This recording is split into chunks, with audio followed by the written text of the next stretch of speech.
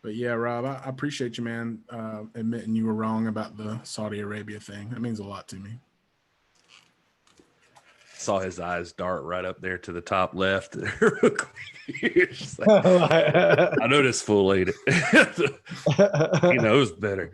He knows better. Takes a big man to admit when he's wrong, Rob. I appreciate it. That's a good point, man. That's the best joke you ever told, Will.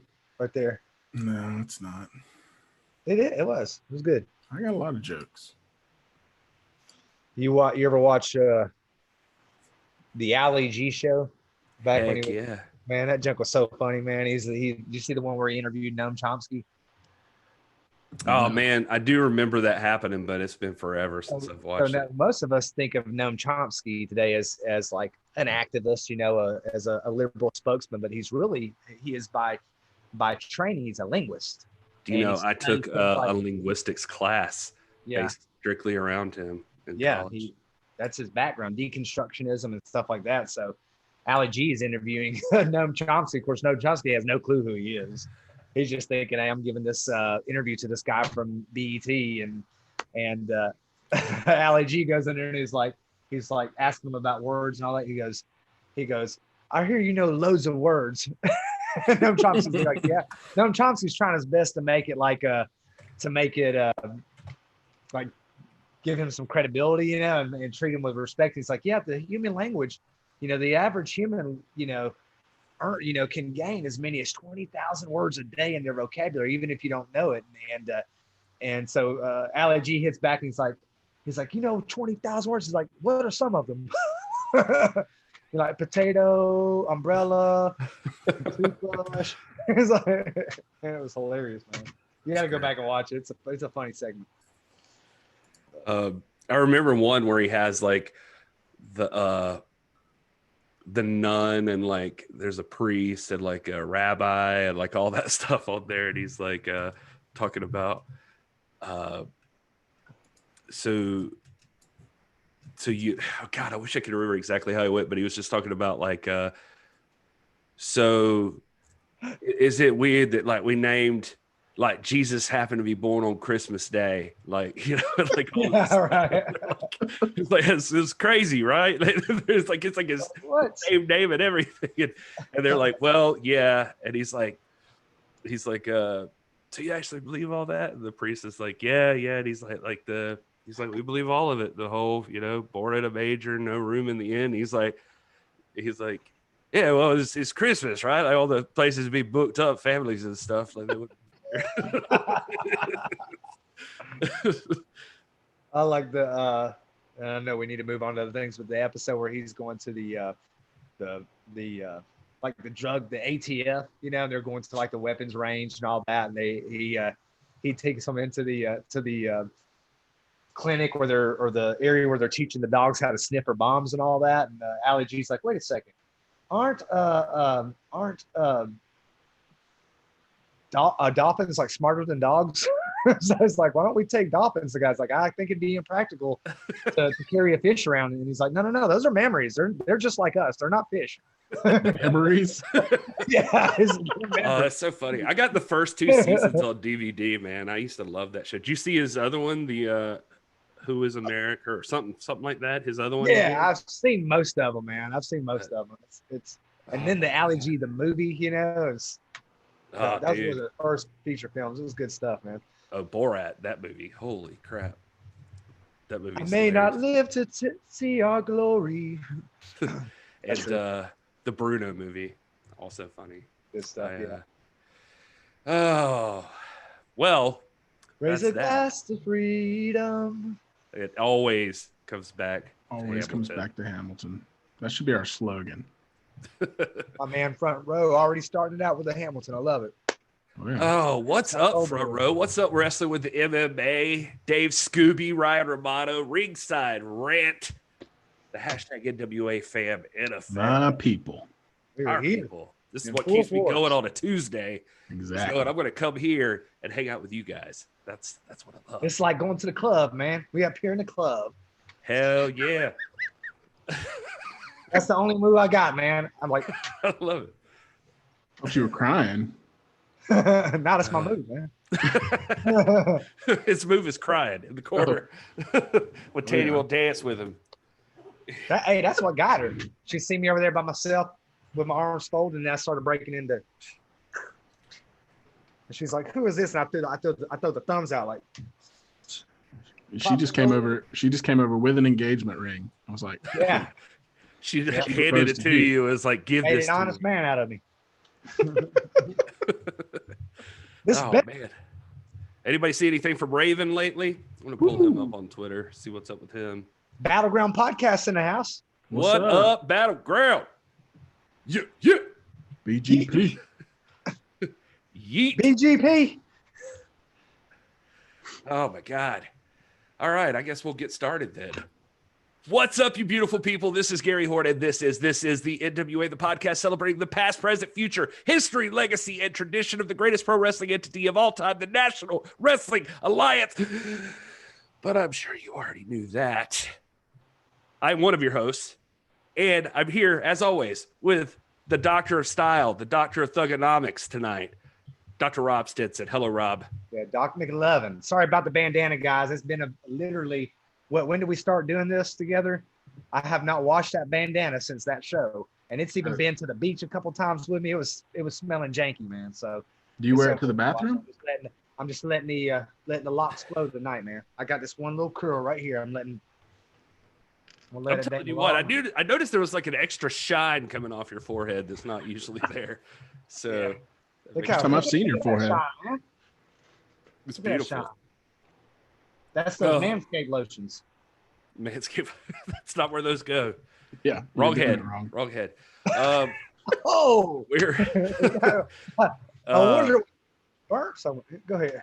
Oh, well, also with us today, the other voice you're hearing is the lovely and talented Will Martin. Hello, Will. Hello. Thank you for calling me lovely and talented. You're both. And I guess it's worth mentioning right up at the top, since Rob's already brought it up, but we are brought to you today by manscaped.com. They are the highest quality manscaping tools.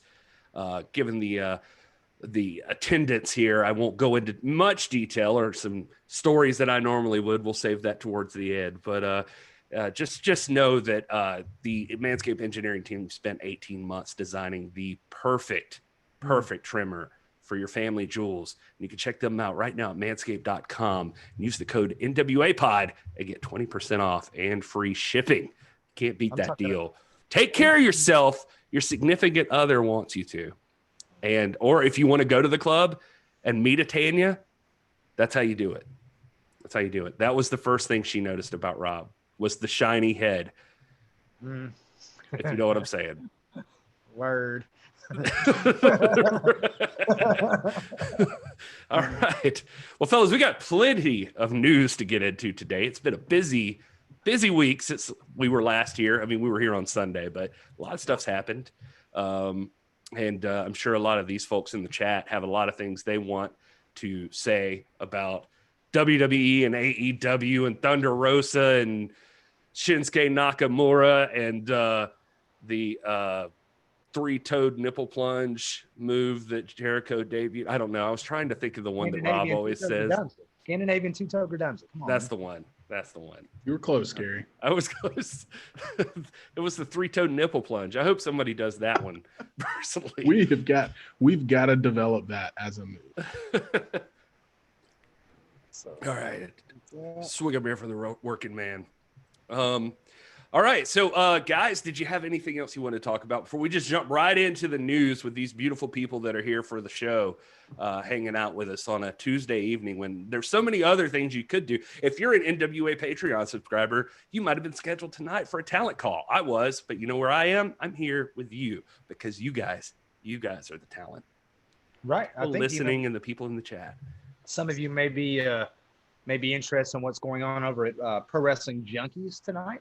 They've got something going on, and we would all like to be there, but we feel we have an obligation to the NWA fam and to our people here at our own club, and so so there's a thing going on over there, but we're here. Well, why do you think we do like the pre-show discussion? Why do I think? Yeah, like when we talk about what we're going to talk about and what we're not going to talk about. Did we ever definitively? Our pre-production meetings. I don't know. I think I went out to, maybe I walked out for a minute to go grab. I don't know. Dang.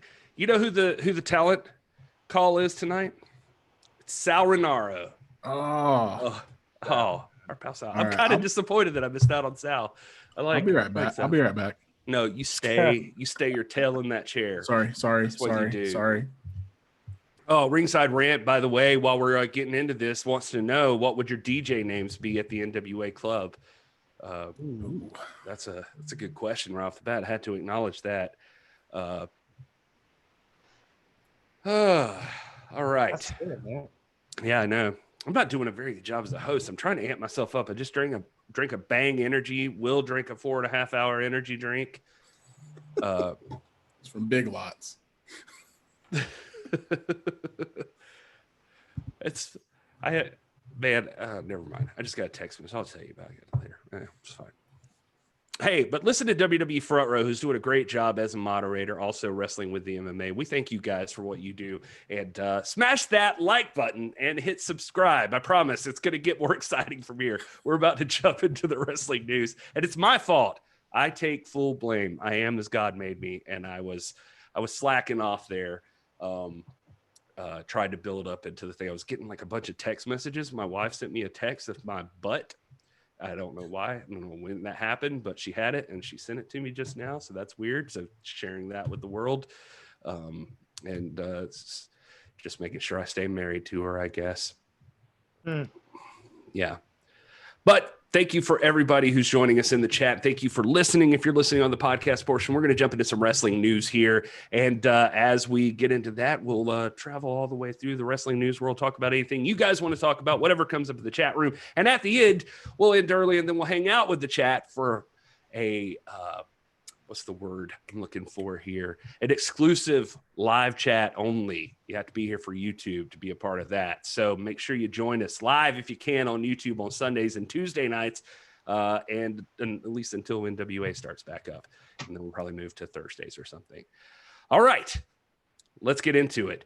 Let's talk about some SummerSlam Fallout, guys. We both were on Sunday. All three of us were up on Sunday night doing a live show, and we had SummerSlam on in the background. Rob had the Braves game on, as he probably should have, and but we did see it courtesy of Wade Keller over at Pro Wrestling Torch. He says last night's episode of WWE Monday Night Raw on the USA Network drew a 1.53 rating, up from 1.22 last week, the highest since March 16th, just prior to the pandemic canceling all live events with fans. He's thinking this is fallout from SummerSlam that's causing this. Usually after a pay-per-view, you get a big boost in the ratings. Let's see here. He says it was in positions number 5, 7, and 9 in the 18 to 49 demographic rankings among all Monday night cable shows, with ratings in that demo of 0.72, 6, and 6.2 respectively. An NBA playoff game on TNT topped the rankings with a 1.31 rating. This is so the 18 to 30, long story short, 18 to 34 was up, and 18 to 49 was also up. But 2 years ago, Raw was drawing about a 2.02 rating, and 3 years ago it was 2.23. So it's still down overall over the years, but it is up for what it's been doing this week. Do you think that's Thunderdome, or do you think it's just fallout from SummerSlam, like what Wade seems to think here? Yeah, I think it's SummerSlam. My opinion, I thought SummerSlam was a decent little pay-per-view, and whoever wrote that show should be writing all the other shows, because I thought it made sense and had a little bit of consistency. It had some big moments that people could pop for, and I think people tuned in last night expecting the same thing, but they were sadly mistaken. At least I was. So, Rob, you're probably the least of us likely to be watching some WWE events that aren't NXT, but have you had a chance to really tune in and check out the Thunderdome? Well, I watched the Thunderdome. I watched that whole thing on, was it Friday night maybe. I think I watched it on Saturday, and I'd made the comment last Sunday that I didn't hate it. There was a lot of discussion about what, if it was too much, if it distracted or whatever. I didn't hate it. I mean, I think this is, we've got a lot of criticism for WWE, but you can't fault somebody for trying to adapt, and they're trying to somehow bring a fan presence into the Amway Center, their residency area there in Orlando, and try to make it feel as though, and make the fans feel as though they're a part of it. So you can't fault the man for that. And, technology, they've got the resources to put up, to build a spectacle. And it was pretty cool. So I didn't hate that. I did watch it. So I watched SmackDown, but the only thing out of SummerSlam that I really went back and looked at was the main event there. So I can't, I'm not going to be out here to be able to articulate anything knowledgeable about SummerSlam. Like I said, I was watching the Braves game when that was going on. So. Yeah. How are you guys feeling about the Thunderdome as far as, personally, I think it looks cool, and we have some news on it. They've already dealt with some issues that we're going to cover a little bit later. Some unforeseen circumstances that have happened because of the Thunderdome, but I want to get into that in a little while. But do you think this is enough to bring them back? Do you think this is enough in the pandemic age? I mean, I know what you're saying, Rob. You're saying that you gotta try something, and it is new, and it does add something to the field. But is that enough, or is it just gonna slowly peter out again? I think it's a Band-Aid. I mean, I think it's right. Enough to give them a little boost right now. But I think with what I saw last night, I wasn't particularly blown away by SmackDown last week that you talked about, Rob, as far as building to SummerSlam or anything like that. I thought SummerSlam was a good show. I enjoyed it, but not because of the Thunderdome. I enjoyed it because the matches I felt like were good and they told some good stories. And then, I was one of the ones that, based off of my interest from Sunday night, I tuned in last night, and I watched the first hour and a half probably, and that was all, because it just, after the fourth or fifth, heavily scripted promo, I was like, Thunderdome ain't making up for this, and so, I mean, it does look cool. And when they're doing in-ring stuff and the matches, it definitely looks a lot cooler than, in the empty performance center or something like that.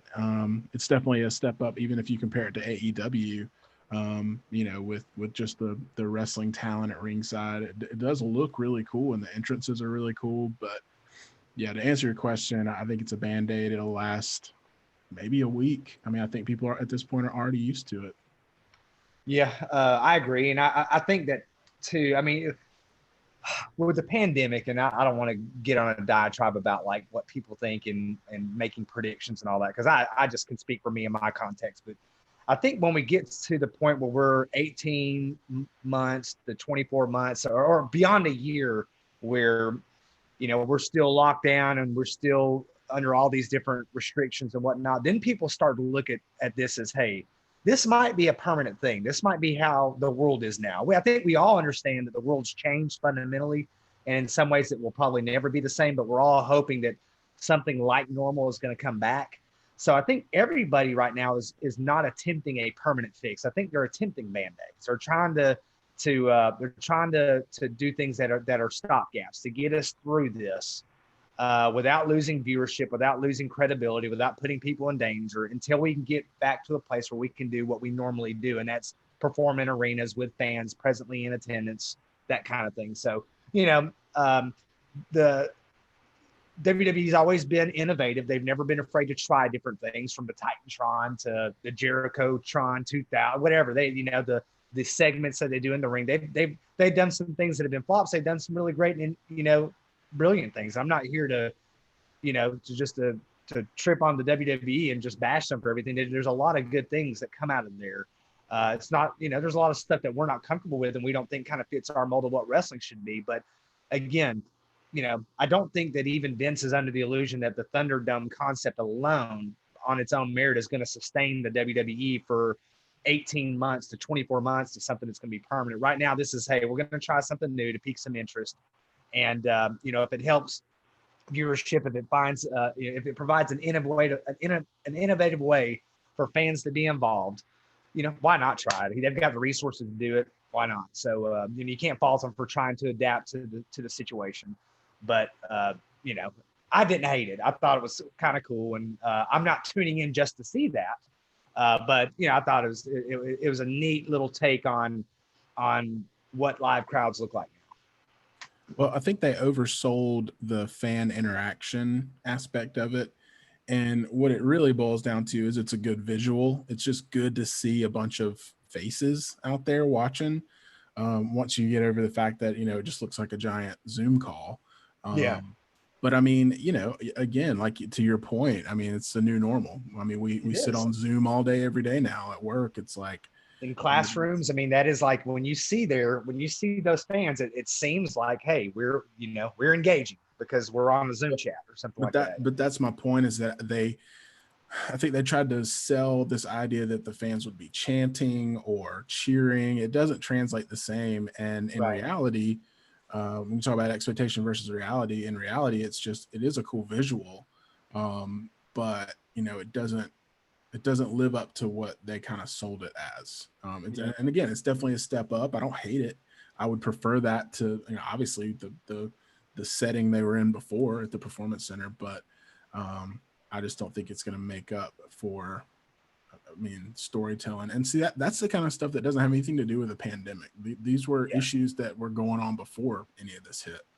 They were having storytelling and scripting promo issues when they had sellout crowds in arenas. So, you know, but unless that really changes and they get innovative creatively in their writing and their storytelling, long term, it's not going to move the needle for me. I was checking out clips from the Gary wants to get in on here, man. I'm sorry, but I wanted to say something before I forget this point that Will hit. I'm sorry, Gary. You're absolutely right, man. It's story writing can sustain a promotion. You know, it can, if you're not in a position to have the bells and whistles, good storytelling, good prize fighting, simulated combat sports, that will do the job to move the needle and keep people around. Here's some things that I don't like when I see, and again, I'm not here to trash the WWE or Braun Strowman or anybody, because I respect those guys, and they're doing, you know, they've got their niche, and that's what it just so happens to be the biggest niche, and they've got a dedicated fan base, and they're doing a lot of good things. But it's like when you see Braun Strowman in that altercation with the Fiend, and he's like making these weird facial expressions, you know, like huffing and puffing and all this stuff. I'm like, man, what? Like, who really does that? Nobody does that. I mean, it's just silly, you know? And then, like, to me, that's like the things that, like, I can buy this. I kind of like the Fiend's look, you know, that little scary gimmick is creepy. I like it. I like his music. I like you know, he's got a certain gravity about him. I'm inclined to like Braun Strowman, but then that looks sort of cartoonish and clownish to me, like not real. It undermines what would otherwise be an okay thing. So. Yeah, it's there seems to be like a real inconsistency in the booking from everything I see from WWE right now. It really bothers me. I don't understand some of the choices that they're making, and we can kind of get into that here in a little bit when we talk about some of the bigger news from Raw. But there's just certain things I don't understand what they're doing, and I'm not sure that I'm down with like some of the choices they're making as far as like gimmicks. Well, I don't want to go too far here. I was going to talk about the AEW ratings, and then we'll jump into Raw if you guys want to talk a little bit more about the details of it. But as I thought about not doing it this way, because when I talk about the AEW ratings, but I thought, what better way to get everybody heated up than if I just tell you I'm going to read you Dave Meltzer's report of the AEW ratings. Whoa, double whammy. Welcome to the chat, Turbo. I just had to give a shout out to our boy Turbo. What's up, man? Man, it's so good to see him. And I saw Wrestling with the MMA pointing out I did do an interview with Sal Renaro. Thank you for advertising that for me in the chat, buddy. I appreciate that. Somebody was saying we should get an interview with Sal, and he has been on the show, and he was really cool to talk to, and I hope you'll check it out because he was a lot of fun.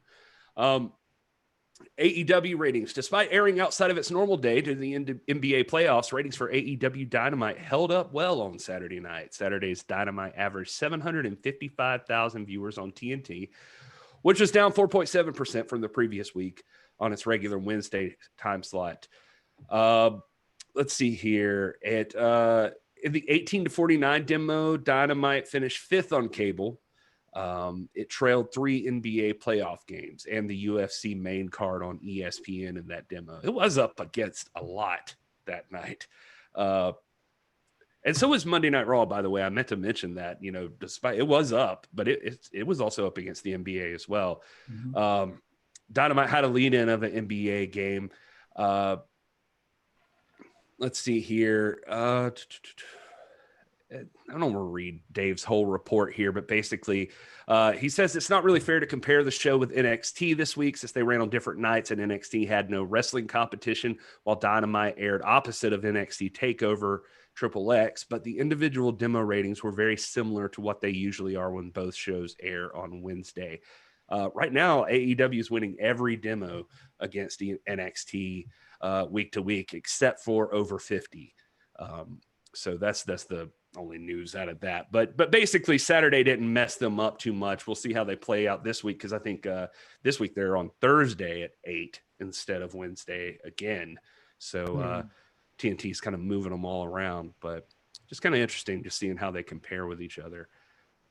It's interesting too to see because there's a lot of talk about shifting the nights. I mean, we know as wrestling fans, the wrestling community, we like our routine. We like specific nights. I mean, look at us on Tuesday nights. We like our Tuesday night wrestling, our Tuesday night wrestling talk, and we do it on Sunday night. And so those you break out of those routines and you run the risk of a massive drop in viewers and things like that. So it's good that it stayed on par with normal and what's expected, and it just shows the diehard AEW crowd, they're gonna watch whatever night, and they're gonna support it. So thought Rob was gonna jump in there since he's been adamant about me not talking and him talking instead. No, I'm just kidding. I'm in full agreement. It's just interesting to try to compare those, and we're trying to be a legitimate news source for you guys and recap some actual events. So that was our AEW and WWE ratings discussions. You're welcome. Let's see here. It's weird. Carneyland, the Patreon, for those of you who are members of the Carneyland Patreon, I just noticed Front Row in the chat just talking about his is up against AEW's up against his talent call this Thursday. What day it starts? The 27th? Yeah, okay. I'm in that one too. I'm in that call too. I'll be in there. Me and Front Row be in there representing the fam. All right. Well, we don't want to spend all day. We're not going to recap like line by line Raw. You guys probably all either watched it or you go to a bunch of different sources where you saw it all recap. But we can hit some of the hot points of the show. I'll start with one. Just a note I had from it. Shayna Baszler was up against Bayley in the show, and it just led. We'll just cover the whole storyline here. Shayna Baszler looks like it's going to be teaming up with Asuka to take on Bayley and Sasha, and they seem to be building up this thing. If you watched Asuka beat Sasha for the women's championship that Sasha was carrying, and I get them confused on which one's which. I guess it's the Raw women's title. Is that what they call it? I'm very disappointed in this show because I was watching the pay-per-view as we were sitting here talking, and I could tell what they were trying to do, and it was driving me nuts that Sasha, in her match, or when Bayley's match, Sasha took a bullet for Bayley, basically jumping in front of Asuka and giving Bayley a chance to capitalize as she pinned Asuka. And the same thing, I think, was supposed to happen in the Sasha match, but like Bayley was supposed to not take the bullet, but it ended up just looking like Asuka reversed Sasha's move and just got the win. And they still are playing this up on TV, and it's bothering me. Like, it feels like you would pivot here. If I'm not making much sense, I hope you guys have seen it. it's not making much sense to me that they're not pivoting, that they clearly failed on SummerSlam to make it look like that Bayley was not there for Sasha. It just looks like Sasha lost fair and square, and they're still acting like that it's Bayley's fault that Sasha lost or something. So it's teasing dissension in the ranks between the two of them. Yeah, well, here's just a prime example of where WWE drops the ball on storytelling and they overemphasize things and insult our intelligence. This Bayley Sasha storyline has been going on with no payoff for like 2.5 years. I mean, there was talks like 2 WrestleManias ago of that being one of the headline matches, just a grudge match between the two of them. And they keep, teaming them up, and then they would split them up between the brands and stuff. Well, now they're together. They had all the belts, and this storyline happened, and it's just so painfully obvious. And this is the kind of like lack of subtlety that drives me crazy. It's just painfully obvious where they're going with it. You know what I mean? Where it's like, they're standing in the ring, and Sasha's like side-eyeing Bayley because she didn't help her, and stuff like that. And they don't leave anything up to the imagination. And, conversely, you look at this Hangman Page and Kenny Omega storyline that's unfolding, and it's like, you got no idea who's the bad guy, who's going to come out, who's going to turn on the other one. You don't know, because it could be, for a while, you could swear it was Hangman, and now it could be Kenny. It's like, that's how you tell a story like that. And if you're going to drag it out, at least make it interesting. Don't make it like painfully obvious what's going on and oversell it like that. And what you were mentioning last night, that was one of the things that drove me up the wall. And it was actually Shayna Baszler and Nia Jax, not Asuka, last night, that just somehow out of nowhere suddenly teamed up. They cut a heavily scripted promo together backstage where they were insulting each other. That's right. Not only insulting each other, Will, but Rob, you'll appreciate it, but no one else. That basically Sasha said, or no, Baszler said, "You look like Haystacks Calhoun," or something like that. and then Nia Jax said, "You look like a reject from the Addams Family," or something like that. And it's like, they're calling each other fat and ugly. That's what they're trying to do, but they don't want to do that to upset, I guess, someone. Maybe. I don't know. I don't know what their point is, but why are they referencing like who, if they want to win the 18 to 35s or the 18 to 49s? I mean, I'm not sure those are the references that are going to get you there. I mean, A, why are they talking in the first place? B, why are they fighting like 2 8-year-olds backstage? C, why is there a camera on them if this is supposed to look authentic? And they not notice the camera? Just none of that makes sense to me. So I hate that kind of stuff. But then they come out, and it's supposed to be Shayna Baszler versus Bayley. Well, then Nia Jax just comes out because I guess she's still pissed off and starts attacking Shayna. And then suddenly they just kind of look at each other, and they notice like Sasha and Bayley kind of trying to run away. And then now suddenly they're a team.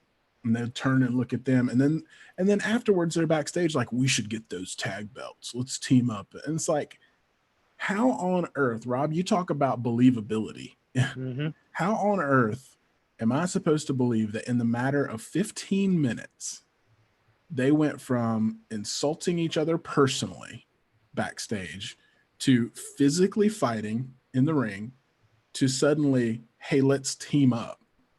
Like. It makes my brain like melt in my head. You know what I mean? Yeah, it's really, really disturbing. And I mean, aside from the fact, and just so I'm clear, I am not down with the idea that they feel like they've got to resort to body shaming in the first place. I think that's stupid anyway. I mean, I guess I could see 2 fighters against each other maybe that's a thing they would say. I'm not sure that Shayna Baszler would have referenced Haystacks Calhoun in a normal conversation with Nia Jax, but whatever.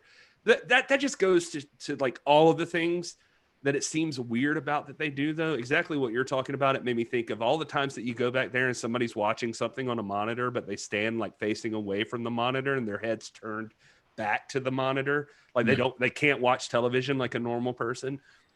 Or when the camera happens to be on them and then they get a cell phone call, it's like, why was the camera just sitting on that person?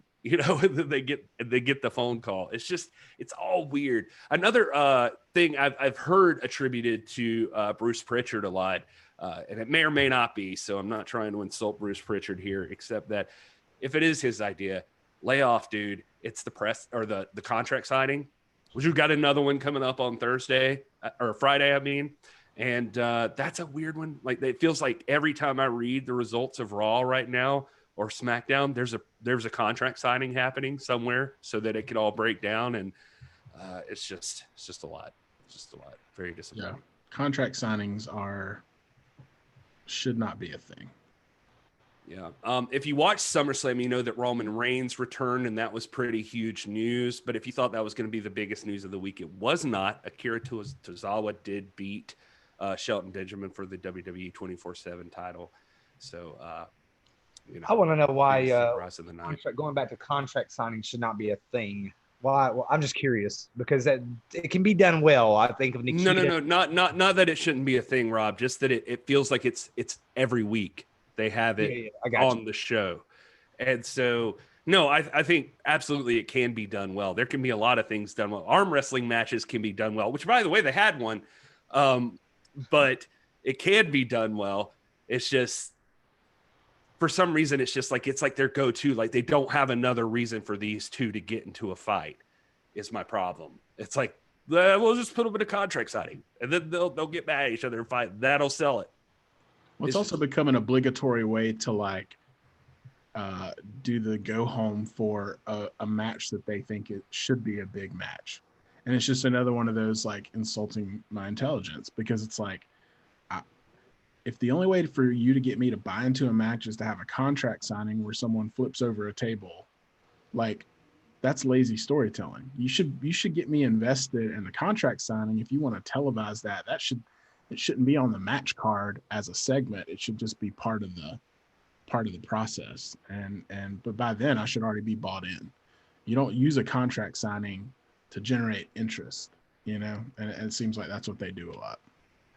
Another thing too, before we move on, I wanted to say that I think talking about believability, I do think believability is normally important, but if you're not going to do something if you're going to stretch the limits of believability, there better be a really good swerve in there.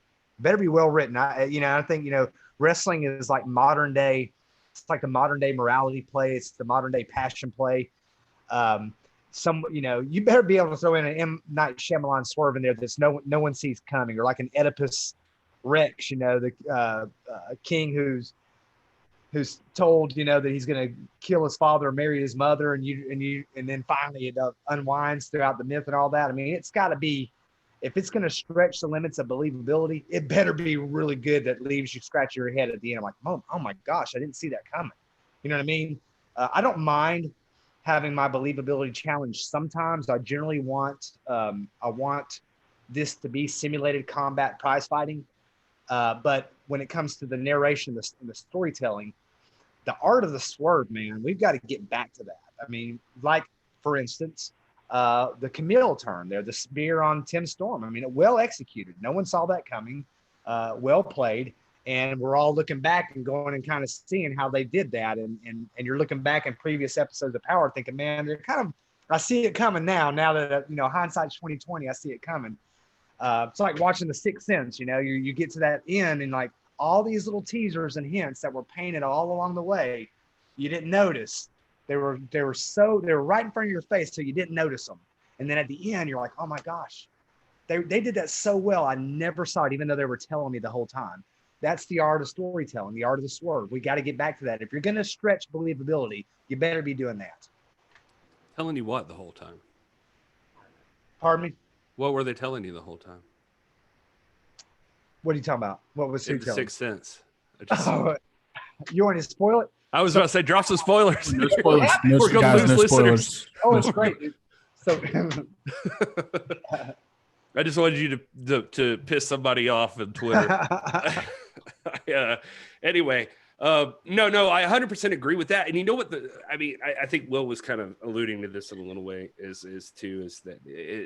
I think they want to swerve you, but they want to swerve you so bad they just keep doing it over and over again. And it's like the Roman Reigns saying that, like, you never see it coming or you'll never see it coming. It's like, they just pull something out of their butt to be like the thing that you'll never see coming. It Well, doesn't make any sense. It's one extreme or the other. Like they'll either do that or they'll make it painfully obvious that it's going to happen and you know it's going to happen. Like, you know, and I could be exaggerating this in my head, but when KO turned on Jericho, right? The Festival of Friendship, that was just so over the top. I absolutely knew it was going to happen in that segment, like a week before when they started promoting it, because of the trajectory that they had him on. And so, you know, the art of the surprise is one thing when it makes sense and you've dropped little seeds, little hints, not when you've made it painfully obvious that this is going to happen and you're just waiting. That's what they're doing with Bayley and Sasha right now. We've known for 2 years that at some point they're going to have a main event pay-per-view match,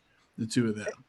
And they're beyond planting the seeds. They were planting the seeds a year and a half ago. And if they had paid it off that WrestleMania, it would have been perfect, but they didn't. They've held back.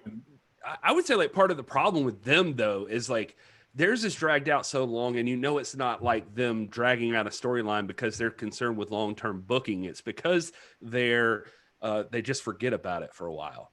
Yeah. They're like, this doesn't work anymore. Let's just keep them going. And I feel like that's like there's I still don't feel like there's a plan there. Like, I guess what I'm trying to say is I'm okay with sometimes it being predictable. That's fine. Like, wrestling can still work that way. Sometimes that's part of the fun. You know what's coming and you just want it to happen and you get excited about it. I think that the best example I could think of, and I'm not a huge New Japan fan, not for any particular reason, I just never get a chance to watch it regularly, but it seems like every time I read about them, it's like Ghetto over there is just doing standard 101 wrestling storytelling. And just these guys hate each other. These guys are in a tag team. Now one's jealous. Here we go. Here's another thing. And it's just like standard stuff. But New Japan got more and more and more popular. And nobody, not many at least, bitch about New Japan. And it's like New Japan works. And it's like, why is that so hard to believe? I mean, I feel like Power was doing that. There was nothing like, I mean, the Aldis thing, yeah, it's nice. Every once in a while, you get a really good swerve. Like Rob said, that you got seeds planted along the way for like strictly business to be formed. But a lot of the stuff in NWA Power was like 101. Let's just make some matches. Let's make some feuds. These guys don't like each other. They want to prove they're better. There's nothing wrong with that. Yeah. And I would even agree. I agree with you. And I would say, and I don't want to press this point too much because someone who knows way more about me could probably argue on the other side of it. But I would say that probably if we're really focused on simulated combat sports, prize fighting, we've got this little drinking game, by the way. Every time I say prize fighting, you got to take a shot. That's why I'm already hammered. Yeah. In prize fighting, it should most often be predictable. And there are different levels of storytelling, right? There's a storytelling that just comes with a strength of character, right? Thunder Rosa's character is compelling. She doesn't have to do a lot of swerving, you know. I don't think there's much that Thunder Rosa has done that's like caught us off guard to where we're like, I can't believe it. But she's so good that she doesn't need to do that. There's a storytelling that just comes with a strength of character. There's a storytelling that goes on in the ring in a match. And then there's a storytelling that draws a narrative that leads to matches. Most of the time it should be fairly predictable. Swerving is like it's like icing on a nice slice of gravy cake, right? Icing is good. It's delicious, but only a little bit. You get too much icing and it loses it. Then it becomes repulsive. It's like, come on, dude. It's like, it loses its value. A swerve should happen, but only every once in a while. Most of the time, there should be cogent storytelling leading to contract signings and prize fights under gentlemen's rules. And that's what the NWA does so well. That's what I'm hoping, I can't wait to see how Mission Pro does this. I think they're going to do well because I think the people that are involved in it have those kinds of instincts. I think AEW does it to some extent. Ring of Honor and Impact do it also. And every now and again, WWE is onto something, you know. Most often they're not, but I I don't know if that makes. I don't want to again filibuster, but hopefully you understand where I'm going with that. No, I 100% get it, and I just want to give a shout out. Speaking of Thunderosa, Thunder's husband is in the chat, Brian, and we're always grateful to have him here. And he has lost 48 pounds in 3 months. So props to you, Nice. Brian. Nice. Somebody asked him how or what his secret was. He said people body shaming him. So, so I guess that there is a positive to it. Andrew McKinney in the chat, though, dropping in here. Ghetto has consistency in a way McMahon hasn't had in years. McMahon is so desperate to not be boxed in as wrestling that he ignores all of the basics of what's made pro wrestling successful forever. Very good. Very good point. Well said. Yeah, I think that establishes it. Yeah, and Front Row saying I'd argue that the biggest stars in WWE history were not their best wrestlers. It's all about characters and stories. Yeah, I think that's I think we're all like kind of on the same page there with that stuff. Does it bother anybody else that the ninjas look exactly like Retribution? And I would not know them apart. And I assumed they were the same people when I would just like see clips at first, but now I'm paying attention and I understand. Like generically.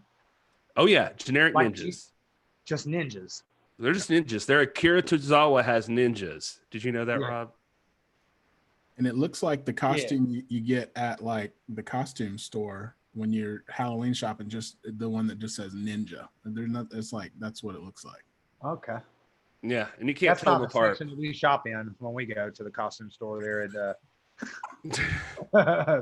And for anybody not familiar with Retribution, let me just tell you they are a group that looks like a bunch of ninjas and that are very angry at the ring and the ringside area.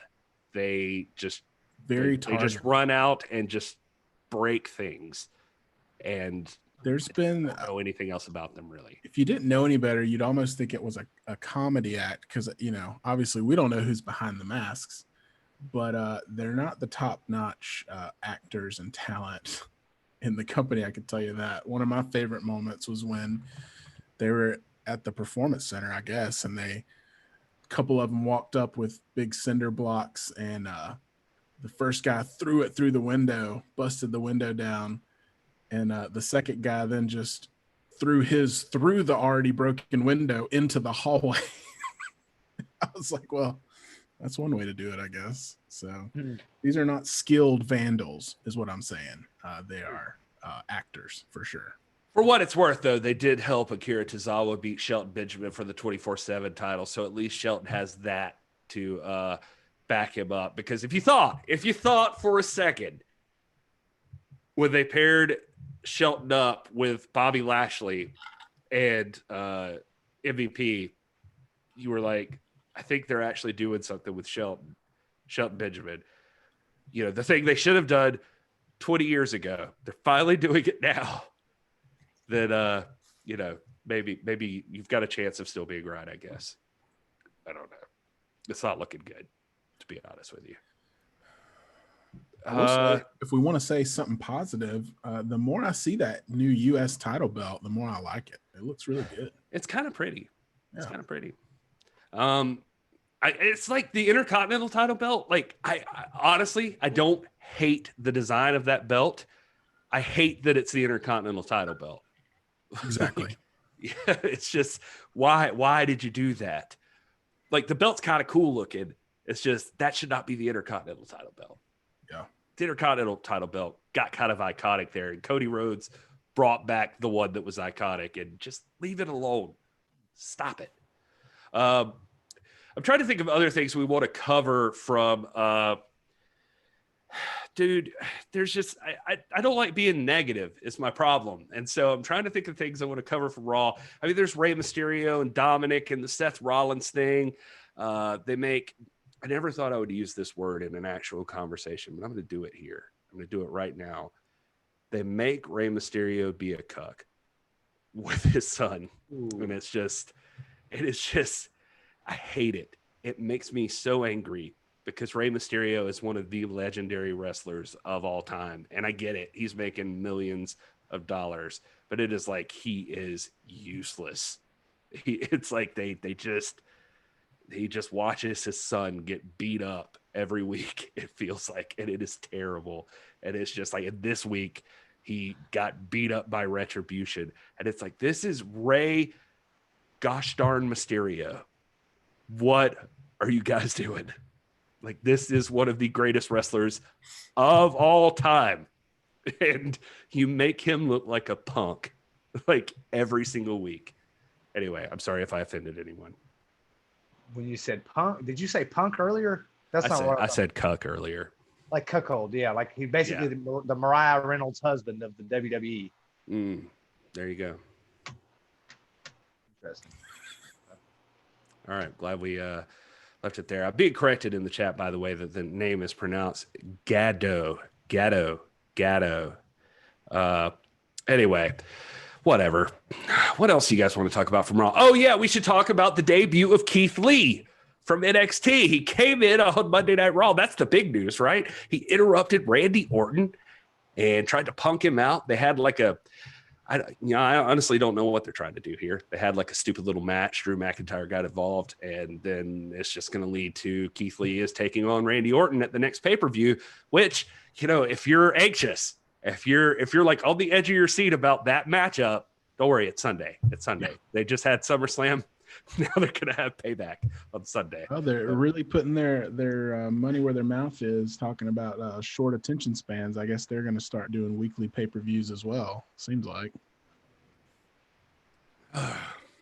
Well, anyway, I don't know. You guys in the chat probably know a little bit better. The listeners probably know a little bit better.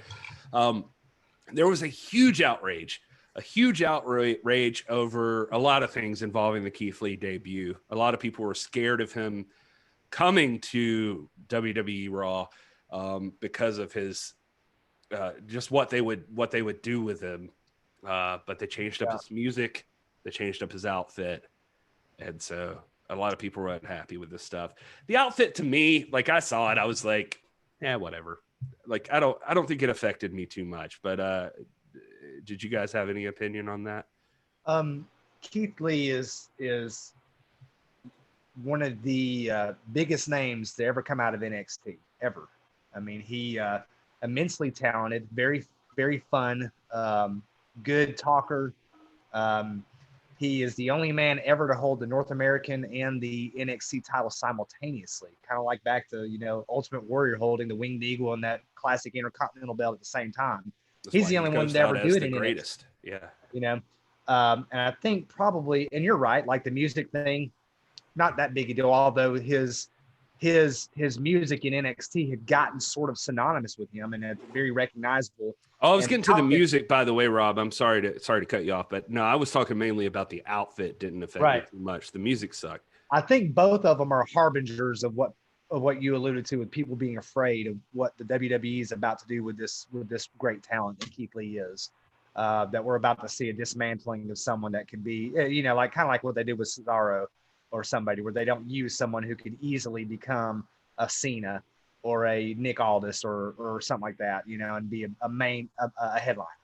And so I think when they're looking at these changes, even though they're trivial, I mean, you're changing a man's look that people have known since all the way back to Carnage days and before, Evolve and all that stuff. And he's pretty much done the same thing. And now in the music, those are just harbingers or telltale signs that the WWE is not going to be a respecter of what Keith Lee has done with his own character and what he's established in NXT. So I don't know that that's the case. I think that's just what is feeding into people's fears.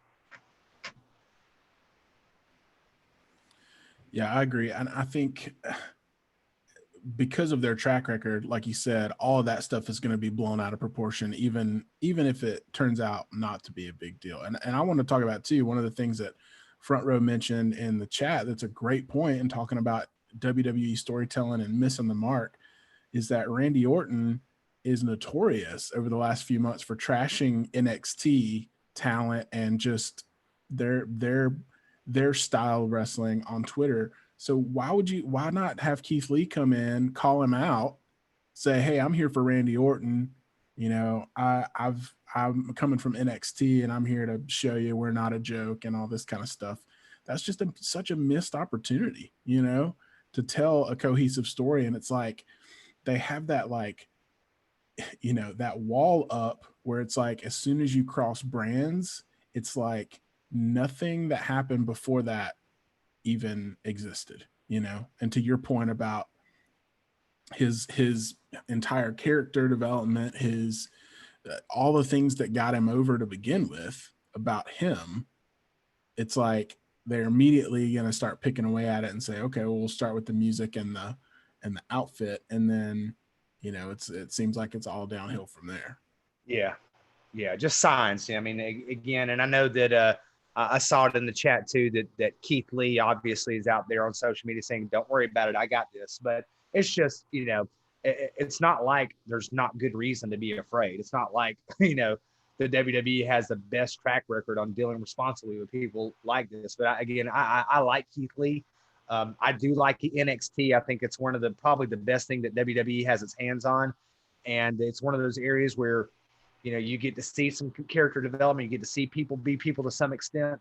You know, I really, you know, was expecting the Karrion Kross and Keith Lee thing to go on for a little longer, and it's just sort of kind of just ended. And I hate Keith Lee leaving on a loss like that. But it is what it is. You know, I just wish the best for him. He's a good guy, and he deserves to be, you know, to win acclaim and to do well and to ultimately headline a pay-per-view in the WWE. So, yeah, I think overall, like Keith Lee's, I think he's going to overcome anything they do with him. I feel pretty confidently that he's one of those talents that he's gonna rise above no matter what. It's cool to see him. You know, we're seeing that in the chat that he's apparently going to be doing his best to make some moves on his own, and hopefully he pushes his weight around, and I mean that in a nice way. I saw Rob's face look at me like when he like, hold on now. But you know, Will, you did give me something from Fightful earlier today that just said that much was made about Keith Lee's new WWE theme, which debuted on Raw and was poorly received by fans and critics. They learned that he had signed off on that change, but they were urging talent to ditch their CFO's themes. So that had been that's kind of a thing going on in the back about the royalties for those theme songs and the rights fees or whatever that come along with them. And some talents have refused, but interesting just that Lee signed off on it. Yeah. And, you know, for those that don't know, CFOs is a musical group or producers that have produced a lot of the more recent WWE theme songs and entrance musics. And are they doing most of NXT's? I think that's where they started doing pretty much all of NXT stuff. But they've, you know, kind of overflowed into the main roster stuff. And then with a couple of years ago, WWE parting ways with Jim Johnson, who was, I mean, he's iconic, you know, as far as the theme music that he's written and recorded. Well, the reason I asked, man, is because like, is that I feel like a lot of things, NXT is very good at stuff that we diss the main roster for. And I think theme song wise, like NXT's had some cool, overall, they've had some cool theme songs. I mean, when you think back to like, that's where like Shinsuke came in with that theme and Finn Balor and that sort of thing. So it's like, there's been some cool stuff out of that. Yeah. Now with like Karrion Kross and Scarlett Bordeaux, man, that is like money. That's fire, literally, when they come in, you know. And that music, I think that's Scarlett Bordeaux. Did she write that, or did I don't know. I know she sings, but yeah. Anyway, I don't know. But yeah, you're spot on, Gary. Oh, sorry, Will. Do you have something else? No, I just, you might have hit on this, but apparently they're having some disputes with the record company or publishing company about royalties for the CFOs and their songs and stuff like that. So WWE has pretty much quit using their stuff for anyone new, and they've encouraged people to move away from theme songs that they were using if they were, you know, produced by CFOs. So I don't know, we might be seeing some more of that. I think that started back in February. So they're kind of trying to phase out a lot of those CFOs songs, which sucks because, you know, a lot of, I mean, God, if they do that to Shinsuke, I'll riot. You know what I mean? Like, oh, you can change that music now. His theme song is like it's already iconic. And, those two I mentioned, Finn and Shinsuke. Like, I don't feel like you could ever touch those. Yeah, like they're too good. WWE Front Row in the chat saying Scarlett didn't write the song, but she does perform it. And so that's why we love our chat. They give us like the extra tidbits of news that we don't already have right here for you people. Another breaking news story that we got just out of the chat room. This is why you got to be here live if you're listening to this later. Thunder's husband just let us know that, this time last year, WWE was trying to bring in Thunder Rosa as a referee. Mm. So, yeah. So that's a thing. Glad that did not happen. God or Thunder Rosa moving very mysterious. I'm glad that did not happen, but I'm also glad her coming in as a wrestler didn't happen either. Because my God, could you imagine how underutilized she would be? Yeah. So do you guys have anything else you want to talk about on WWE Monday Night Raw or WWE in general before we move on from this bit of information? Because like I said, I don't like being a negative person, and we can move on to something else so I can be happy. Yeah, let's move on. All right. Great. We want you happy, Gary. We are here for your happiness only. Well, I'm going to get happier. James Lawrence is going to get into a sad depression because we're going to talk a minute about AEW Dynamite and just any points that you guys wanted to hit on there. We kind of did touch on it Sunday, so we don't have to spend all day on it or anything. But was there anything outstanding that you didn't get to talk about with AEW Dynamite? We left one small little thing out, I think. What was that, Rob? I don't know. There was this belt at the end that there's this match, and there was this thing that happened, and I don't know. I mean, it wasn't that big a deal, but I don't even remember who it was. But did we not talk about that? No, actually, now that he's saying that, I remember we talked about it in like the later after show, and we for some reason did not talk about it like on the actual Sunday night show. But yes, Cody Rhodes got his ass handed to him by Brody Lee and lost the TNT title. And that was a pretty big shock. I mean, or was it? I don't know. See, that's one of those things. I don't even know that it was that much of a shock. Like it was just.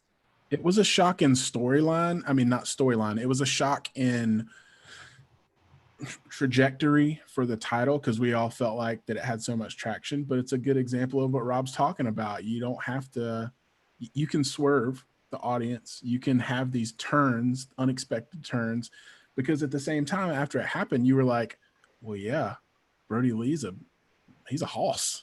Yeah. This makes sense. You know, I mean, it was believable that happened. You know what I mean? It wasn't like, it wasn't this like crazy, unbelievable, inauthentic thing that happened. So I mean, you know, going into it, I don't think I would have told anybody, oh yeah, I think Cody will drop the belt to him. I figured it. I think for me, it was like this thing of I remember telling people, talking to a buddy of mine who had heard that Cody was going to drop it, and we were having the conversation. I'm like, yeah, if you want Brody Lee to matter, then he's already come in and he jobbed to Moxley. And I mean, it was a good match and all that stuff, but it's like, he's supposed to be the leader of the Dark Order. And if the Dark Order is supposed to be significant, if Brody Lee is supposed to be a real threat in AEW, then, you know, he does need a big win. So it makes perfect sense for him to come in, and especially for Cody Rhodes, who's been competing every single week, defending that title, that like one day somebody big and bad is going to take you up on that offer. And this particular week, it was Brody Lee, who's no pushover, and he comes in and he just beats the hell out of you. So all of it makes sense. And it's disappointing. Like, I'm disappointed to see Cody drop it, but I feel like at the end of the day, it's the disappointing of like, I love my football team and they just lost. And it's, you know, so that's, in wrestling, that's the right kind of disappointed, I guess. So, and then there's some chatter on social media today, and you guys may have come across it, but it says that Cody Rhodes will be off television for an extended period to So there's some story writing going on there if that's true. But, you know, I mean, just speculating here, I don't know. I mean, we've got this partnership evidently between the NWA and AEW now, which is producing this this match that we've dreamed about, hopefully, you know, between Thunder Rosa and Sheeta.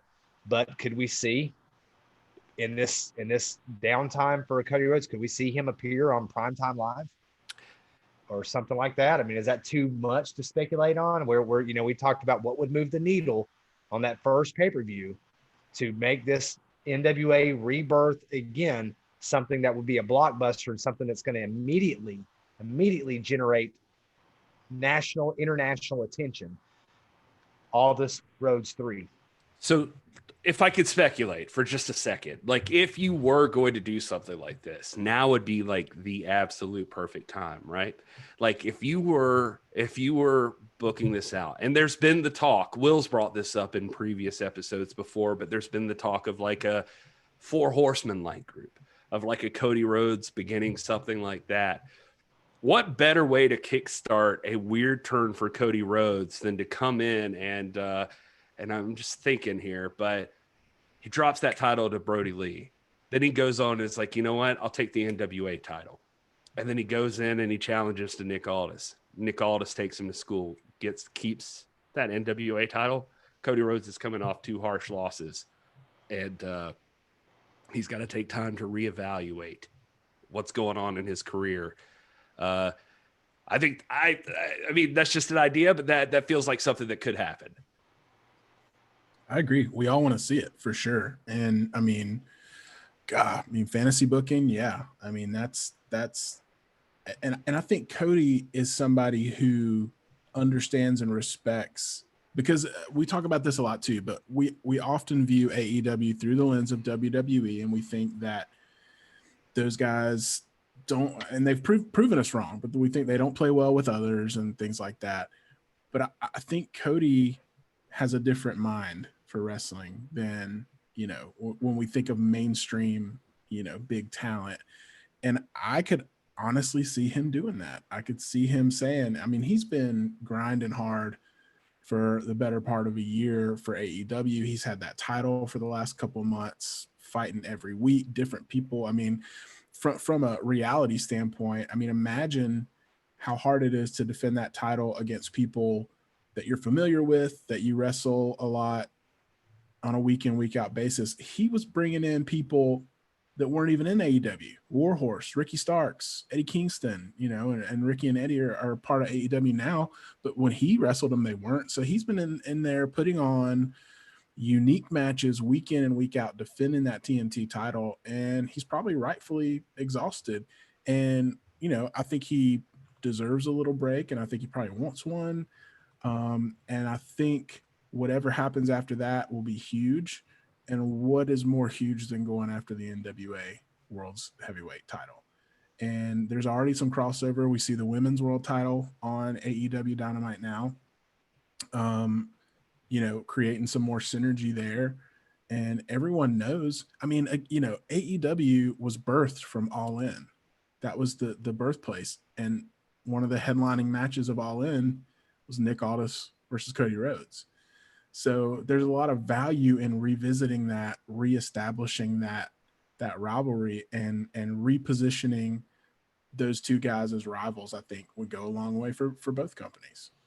I mean, considering the circumstances, I mean, in the situation that we're in right now, where we were getting here, but now's the perfect time to go ahead and mention it. If for some reason you've been living under a very dark rock, Thunder Rosa debuted on AEW this past week with the NWA Women's Championship and challenged Hikaru Shida to a world title match.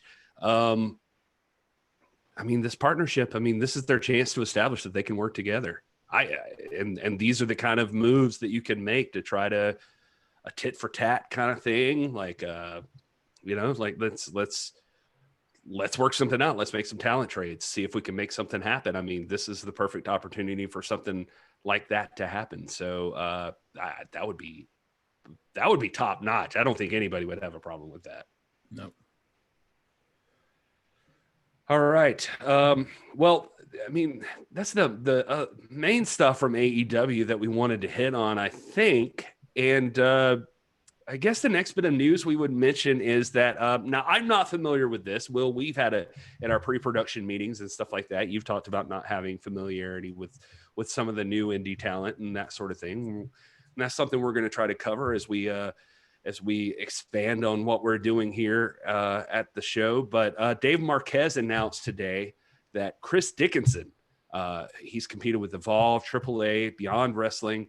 It's the first officially announced competitor for United Wrestling Network's Primetime Live pay-per-view. So it's just a new competitor that they're absolutely bringing in. I mean, I guess besides the people you expect to see from the NWA and that sort of thing, I personally have no familiarity with Chris Dickinson. I don't know him. I started following Bidet just to get to know him and that sort of thing. But kind of cool that they're teasing some new talent and that sort of thing. I don't know if either of you guys know the gentleman. I don't know him personally, but oh, weird. I did because I DM'd him and he said you guys used to hang out in high school. We might have. I don't know. Those years were a blur. But J Cal did give some good overview information earlier today on the Alliance blog's pre-show, so you can go check that out. He gives a little background and talks about Chris Dickinson and his history and his wrestling all across the world. He's been in some various promotions, New Zealand and things like that. So he's an accomplished guy and he's definitely experienced. So and that's interesting. It's an interesting announcement. Like you said, obviously this is in addition to the normal UWN talent and obviously NWA talent that we can assume will be appearing on the show. And so I think it's kind of a taste of what they want to do. They want to bring people in that are from outside those two circles and create, something bigger and better than what's currently out there right now. So, yeah, I think this too is a chance for United through Primetime to do something really good, and that's to give some of these journeyman wrestlers that have labored on the independent network a big stage. Chris Dickinson is someone that I'm familiar with him through Chikara. That's a promotion that I like a lot. Mike Quackenbush's old promotion. I think it's defunct right now, but it's out of Allentown, Pennsylvania, Bethlehem, that area. He was also in Evolve for a while, won a tag team championship there. This is a talented guy, but he needs a stage. And I think this partnership is the thing that's going to do that. And I, applaud what they're doing with Primetime Live is, to give a chance for a guy like this who's worked hard, paid his dues, and needs a bigger stage. So it's a good move. Yeah, and just looking over some of the talent that he's either teamed with or been up against, just to give him some validity. If you don't know him, some names that come up are Brody Lee, who we just mentioned, Rich Swann, Ricochet, Matt Riddle, Keith Lee, who we just talked about.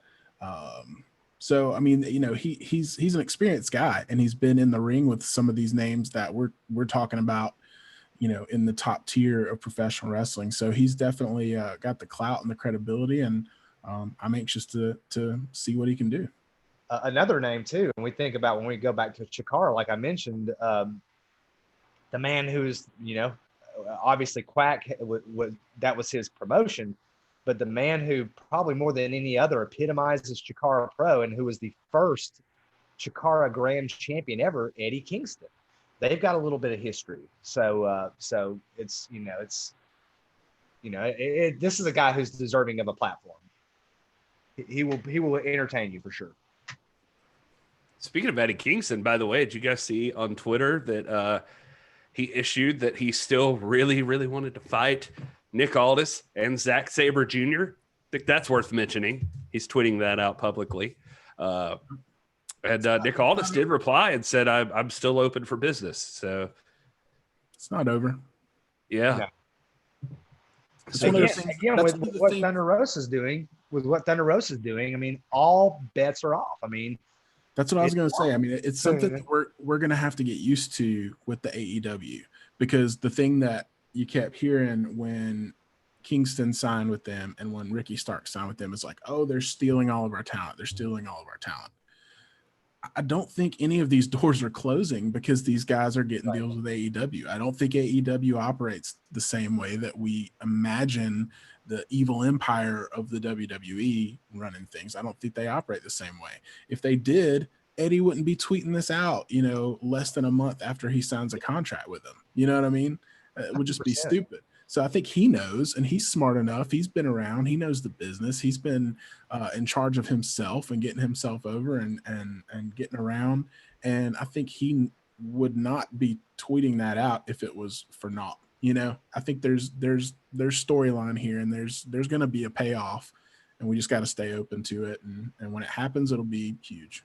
Well, even back to Cody, I mean, Cody's like dropping names in the interviews, like he wants a rematch with Nick Aldis. I mean, that's happened already. He said that. I mean, I don't think that they would, like, that's not a thing you get out of WWE all the time, If anything, it's Randy Orton who has enough street cred in WWE that he could probably say whatever he wants to, but he just name drops like insults to like the Young Bucks or something. But it's never like a actual, like, credible, respectable challenge, like Cody saying, like, I'd love to take on Nick Aldis one more time, or Eddie Kingston saying, I still want to fight Nick Aldis, or any of that stuff. Or like when Thunder was even talking about taking on Hikaru Shida early on before it was actually a thing. So yeah, I will say, for everybody who's waiting on me to say something negative about Dave Meltzer, I will say I was listening to Wrestling Observer Radio, and they brought it up, like Brian Alvarez brought it up as a news item. It was like, all right, you got to hear, like,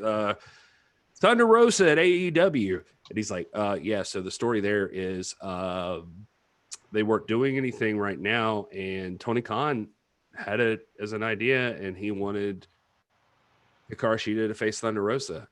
But Billy Corgan was okay with it, and so that's what's going on. I was like, that is not news.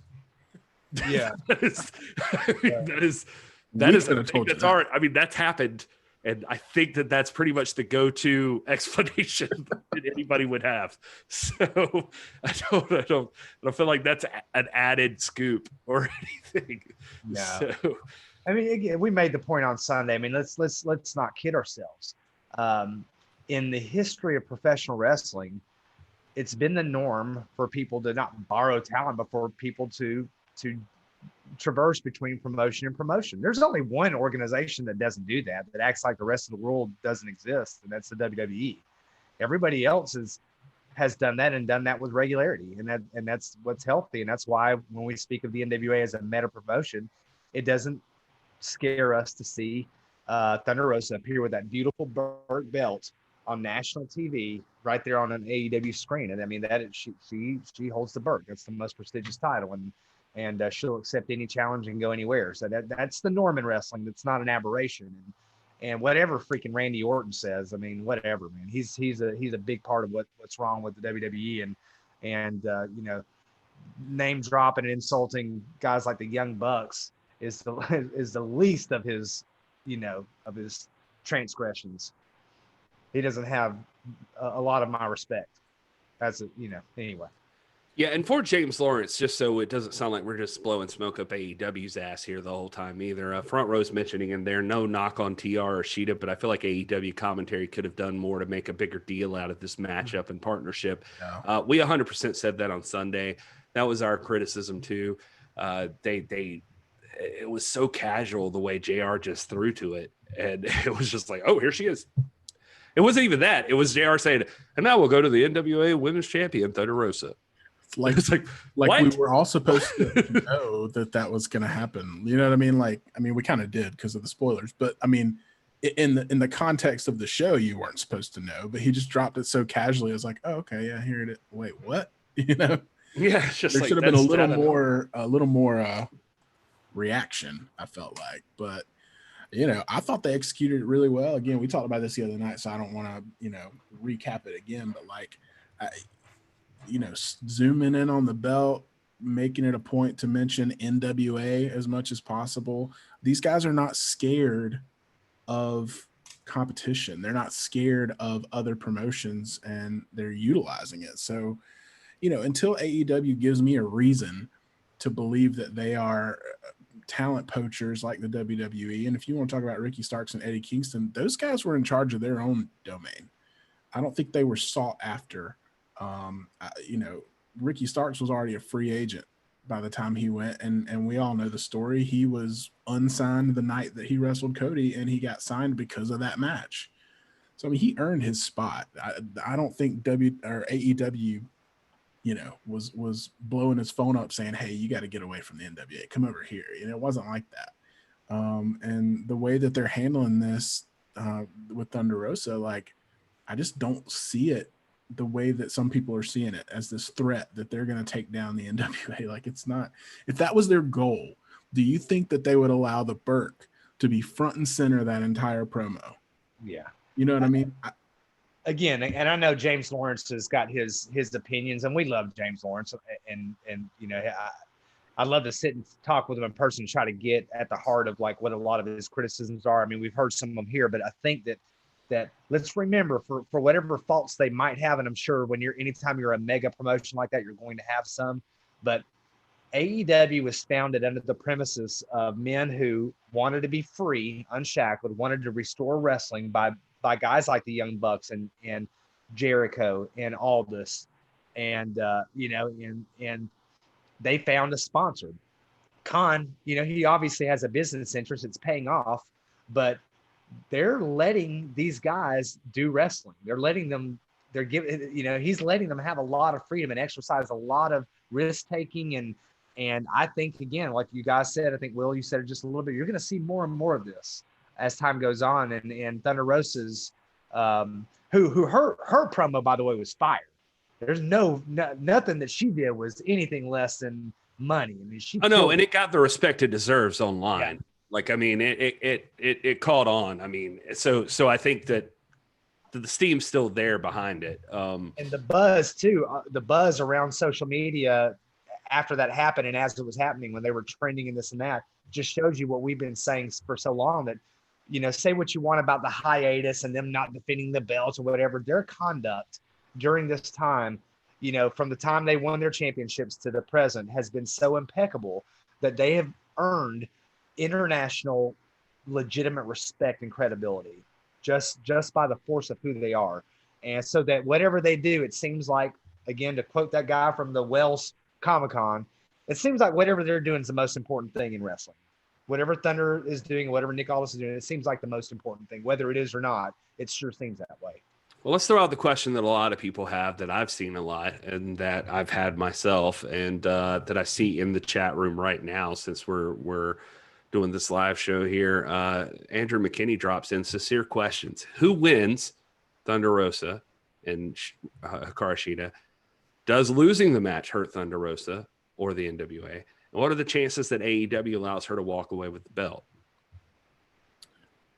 First of all, I just want to say there's an assumption out there that there's no way that AEW would let an outsider like Thunder Rosa come in and win the title. I don't have any precedents to believe that about AEW. I have tons of precedents to believe that about WWE. I don't have any precedents to say that that's a foregone conclusion with this. If anything, I've got more evidence to say Thunder Rosa could walk out of there with 2 belts because just of what they've allowed to go on, which is so much more and so much further beyond the boundaries that, again, our cynical WWE poisoned minds have led us to believe about the wrestling industry. And so in my mind, I think Thunder Rosa wins that match. I mean, I'm an NWA fan. I'm 100% biased, but I just don't think it's a foregone conclusion that she's going to lose that match. And I will say this, and that's a big if, she does lose the match, Thunder Rosa is a world-class athlete. She's a world-class fighter and performer. She will not look weak. If you know anything about Thunder Rosa, even if you just follow her on social media, this is a woman who has taken control of her life and her destiny in this business, in mixed martial arts, and she is doing nothing that does not progress her career. So I can tell you that without a doubt. And so if she does not come out of this match victorious, it is not going to make her look weak, because I can't imagine a scenario where she could possibly look weak. You know what I mean? And so whatever happens, she's going to come out looking great. And again, I honestly believe she's going to walk out of there with both belts. That's just my opinion. Man, you over here, we about to have camp meeting up here. You speaking the gospel truth, man. I feel like, hang on. I got my Bible. There it is. There it is. So a couple of things that you said really, really resonated with me. You talk about precedent. We don't have a precedent for what AEW is going to do. We do know that AEW has set the precedent that they will work with the NWA, that a guy like Cody Rhodes can wrestle Nick Aldis, and that be the lead in to the build of the promotion, that Thunder Rosa can come on with the Burke. We can see Ricky Morton and Robert Gibson on AEW. We do know that they will do that. So whatever precedent we know about the AEW, that's there. And I see James Lawrence's comment about the inherent evil of billionaires. I don't want to get into class warfare and all that, but I think that the paint. Please, let's do that. That the picture you're painting of Crockett, it really should be a picture of the fact that Crockett aggressively pushed his business in a way that others did not do. That I do see Vince as being much more, dismissive of the history of wrestling. I don't see Crockett doing that quite as much. Did he contribute to the death of the territories? Yeah, he did, when Vince changed the game and all that. So, but regardless of that, we could debate that topic, and maybe we do it tonight. I don't know, but the precedent that we've seen AEW establish is that they're willing to work with the NWA. We don't know what this means about the belts or who's going to win or what. I will tell you that, is there a way that Thunder Rosa could lose and it hurt her? Yes. If they go in there and they bury her, if they go in there and they completely smash her, that could happen. Do I see AEW doing that? I don't see Thunder Rosa allowing that to happen.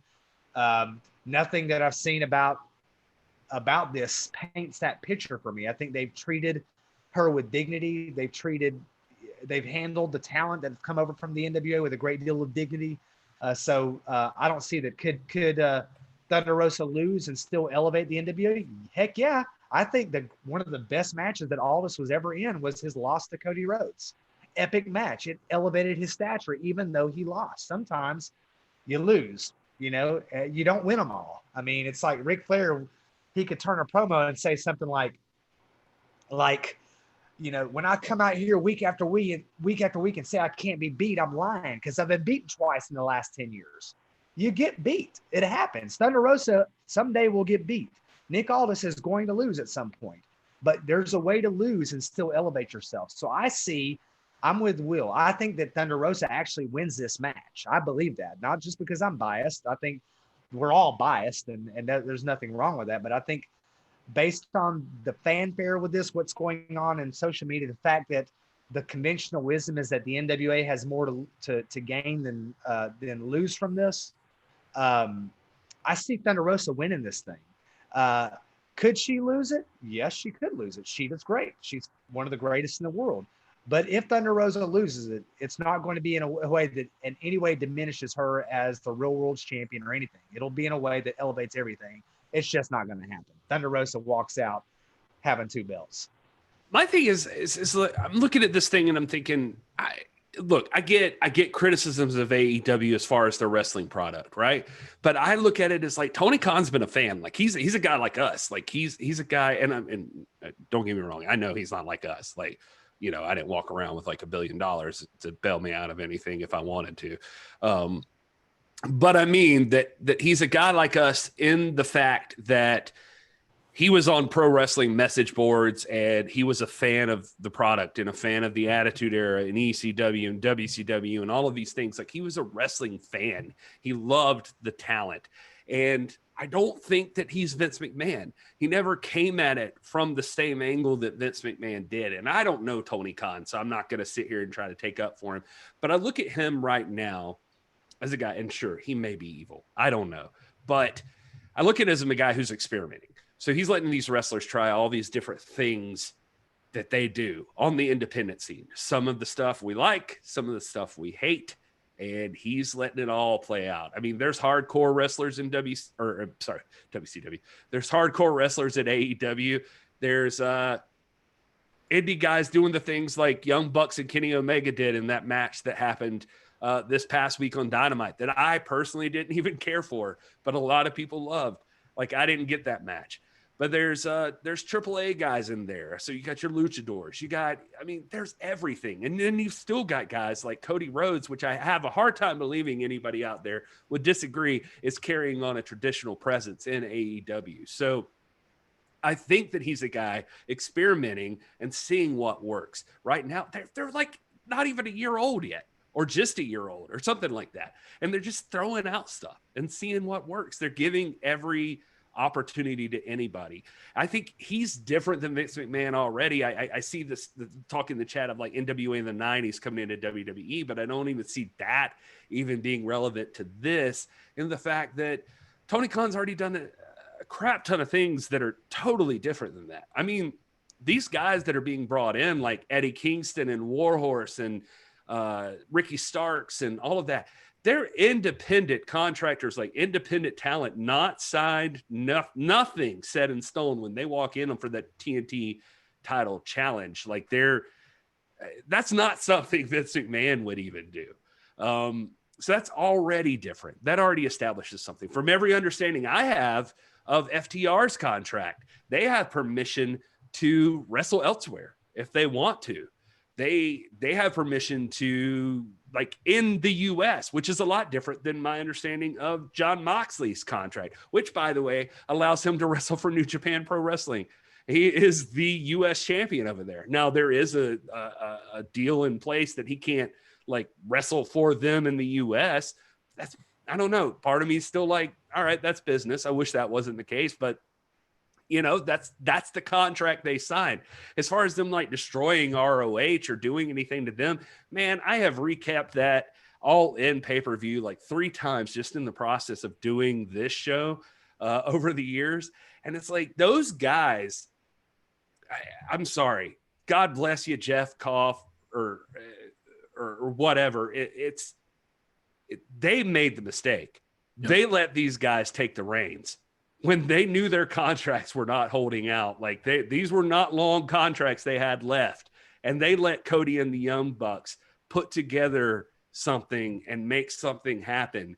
And you had to know, if you weren't going to be able to afford to pay them or not willing to pay them what they wanted to get paid, there's a chance they're going to go to WWE and show their worth, or there's a chance they're going to start their own thing, which they had the opportunity to do. And I'm sorry, if you had the opportunity after you've proven your worth, and you can either take a contract on Ring of Honor, or you could start your own company and become a vice president under a billionaire who's going to help you make the wrestling you want to make, what would you do? Yeah. I don't buy any of it. Like, all of that's, and again, I'm not trying to like overly like praise Tony Khan or anything. I'm just saying, here's already a guy who's brought in Thunder Rosa, and although we wish the commentary team would have done a better job, allowed her to put the NWA World's Championship front and center in the middle of her promotion, and established that is another women's title, which is something already, you know, Vince McMahon wouldn't really usually be willing to do. Like, unless it was there are other promotions out there. Yeah. They had the Lucha Bros come in with the AAA tag team championships. I mean, and they fought for them against the Young Bucks on one of the pay-per-views. It is a totally different thing to me. And maybe I'm crazy, but that's how. No, you're right. We have to get, like you said, we've been so conditioned to this empire. It's just the presuppositions are built in because we've been beat up by WWE for so long and the way they do it, and they're sort of controlling the narrative. But we have to remember that what WWE does is the aberration. It's not the norm. It's the biggest right now, and it has been for a long time. But in the vast history of the sport of professional wrestling, going back to the 1800s, all the way back to those days, back when they thought the world was flat, talent skipped around. You know, you acknowledge the other champions. Your champions could appear in other promotions, and there was one traveling champion. There was one champion that held the belt that mattered. And to me, that's what Thunder Rosa is doing right now, and that's what Nick Aldis would certainly do if given the opportunity. And he may get that opportunity. Yeah, and Front Row brings up an excellent point in the chat too. By the way, I just want to mention, you know, there's been a lot of criticism of AEW over their women's division. So is it possible that they realize our women's division is lacking? And Hikaru Shida is like our champ, but we got to give her some legitimate competition. We got to build up this division. We got to make it matter and have quality competition going on in there. And who better to help that along than Thunder Rosa? I mean, why is I don't know. I just, maybe I'm being too naive, but I feel like that could be possible, that he's like, all right, that's where I'm weak. That's where I can make a deal. And could Thunder Rosa lose? Sure. Especially if we're talking about a scenario where like Cody Rhodes is going to drop to like Nick Aldis or something, or who knows what else is in the future. I don't know. I think not only are you doubting Tony Khan when you say a lot of this stuff, but you're doubting Thunder Rosa, and you're doubting William Patrick Corgan and what he's doing with the NWA and the NWA that we're all here talking about that we love so much. They're not getting to where they're at by making just silly business decisions that just, why would the NWA allow something like this to happen, that they just are going to get their brand buried over it? That's, I mean, and I could be dead wrong, and I hope that I'm man enough to admit it when I am. But for now, I just think that seems stupid, and I can't imagine that I have millions invested into this thing and I'm not thinking those same things too. Well, first of all, Gary, if you ever are wrong, Rob and I will make sure that you admit it live on the air. But, you know, just to recap and to tie a bow on my opinion on this whole thing, and I've said this before, but I want us as NWA wrestling fans, the hashtag NWA fam, the greatest wrestling entity of all time, as we say at the beginning of every show.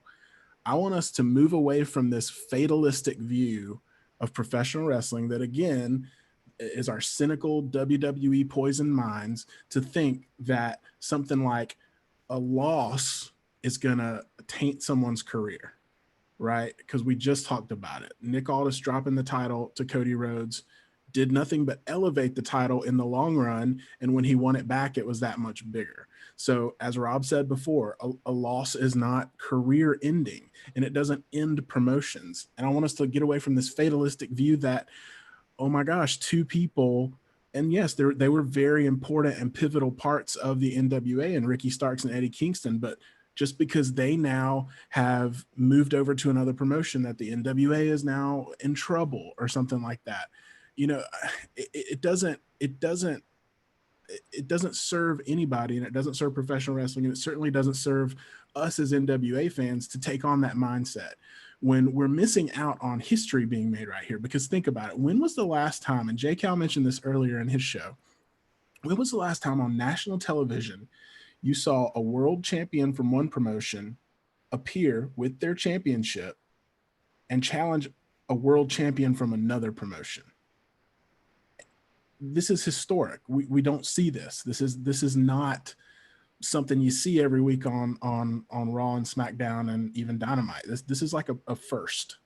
Right. It's not a first of all time, but as you said before, WWE's done it in the past and they've made a mockery of it. They did it with Dan Severn and the 10 pounds of gold years ago. But this is not that. They're not doing it that way. And so again, until I have a reason, and I'll, just like you, Gary, if I'm wrong, I'll come on here and admit it too. But until I have a reason to think that Tony Khan is out to embarrass all other promotions, and say what you want about Ring of Honor, Ring of Honor had every opportunity to make their product better and keep these guys, and they didn't do it. So if you can't blame AEW for draining Ring of Honor of their talent pool. As Gary said, why in the hell would those guys not go do what they're doing now? But until I have a reason to believe that Tony Khan is spiteful like that and he's out to get other wrestling promotions, I'm just going to choose to believe the best. And as an NWA fan, I'm going to sit back and relish in the opportunity to have our women's world title elevated and put on a national stage and have more eyeballs on it than have been on there before. Because we just talked about the numbers, right? 755,000 viewers on Saturday night saw Thunder Rosa. Mm-hmm. Just think about that. No, that's it. I mean, not just Thunder Rosa, but the NWA Women's Championship, the Burke, was in front of the largest audience it's been in front of in, I don't know, God knows how long. That belt has probably been that particular belt in front of the largest audience it's ever had. And that was made possible, unless, not to belabor the point.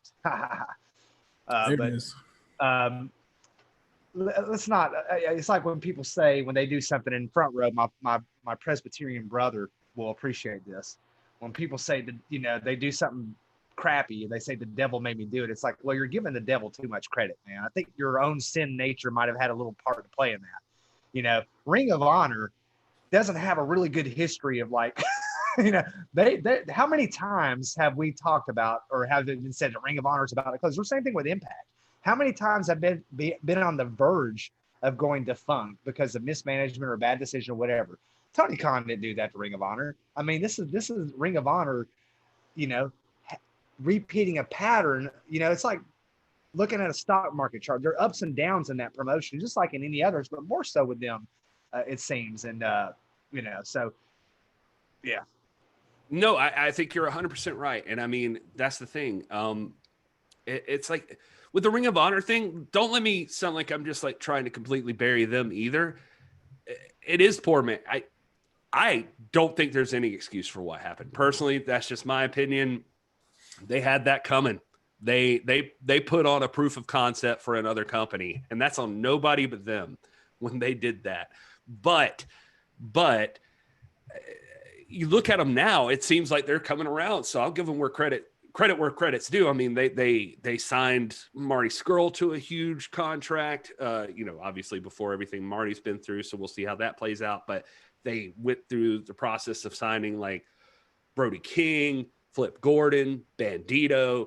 Like, you see them now. Now they're trying to be players. Now they're trying to like sign people. Right before the pandemic, they were trying to like secure up a roster. So they're getting it. They're going with it. But that I don't even think it's not like some predatory tactic by AEW that happened with Ring of Honor. That was just, I don't know, that I hate to, God help me, I sound like a capitalist, but that was just business. Coming around, my friend. My man. Here we go. My man. We're going to get political tonight. This is what happens when we do the after party. Gary Styles, come around. Next thing you know, we're going to debut Gary the Presbyterian. He's, I like this though. I like this. We got really, really passionate here for a little bit. This was good. And James and Andrew, don't apologize, man. We love you. You're NWA fan, dude.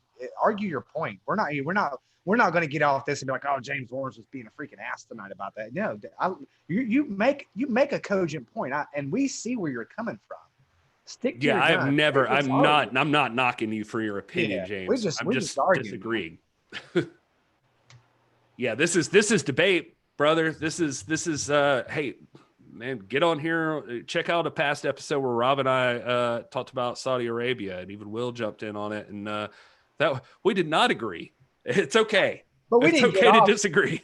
We didn't get off the internet or get off the live portion and then continue to fight. We talked about how fun it was, and then we kidded about it the next day in our tweets, sent little pictures and memes and all this stuff. That's what we're here to do, man. This is pro wrestling, man. This ain't nothing that anybody get upset about with anybody personally. I mean, we're enjoying the greatest sport in the history of the world, professional wrestling. We're here to talk about prize fighting.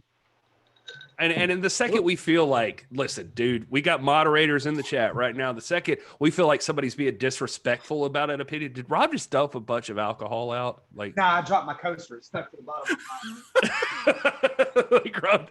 I dropped my coaster. I don't spill. Although I have spilled more money or spent more money on spilled liquor.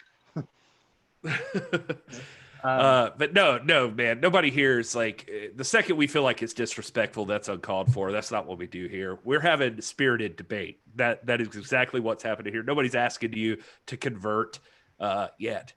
Man, we have had spirited debates in here about, you had me nearly in tears with these jokers trying to say Jimmy Garvin's not a legit free bird. I mean, we've gotten heated debates. But that's what buddies do, man. It's like the meme that Gary sent out one night. Yeah, if you're not watching his memes on Instagram, you need to. If you're a stranger, we'll call you an insult. and you'll get pissed off about it, whatever. A friend gives you an insult and you try to outdo the insult. You know, we're all friends here, man. We're going to have these kind of heated debates. That's what we're doing. You know, this is your source for prize fighting. Let's talk about something we can all get behind right now. And God bless us. God bless this community, and God bless Mission Pro Wrestling, an all-female run wrestling organization. I mean, top to bottom, behind the scenes, in the cameras, everything. It's all female run, all female staffed, all females in the ring.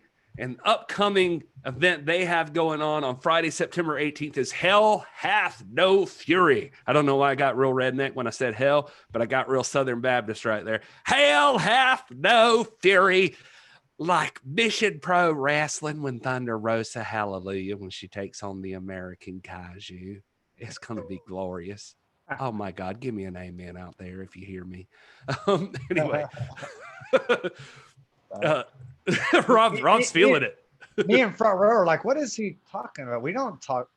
We're Presbyterian. Did Baptists do that? Is that what you said? Baptist? I said Southern Baptist, bro. Oh, I'm Southern Baptist. I grew up Southern Baptist my whole life. So. In my mind, I thought you were making a Presbyterian. I'm sorry. It's like, no, that ain't. We're more like, confessional, like, praise God from whom all blessings flow.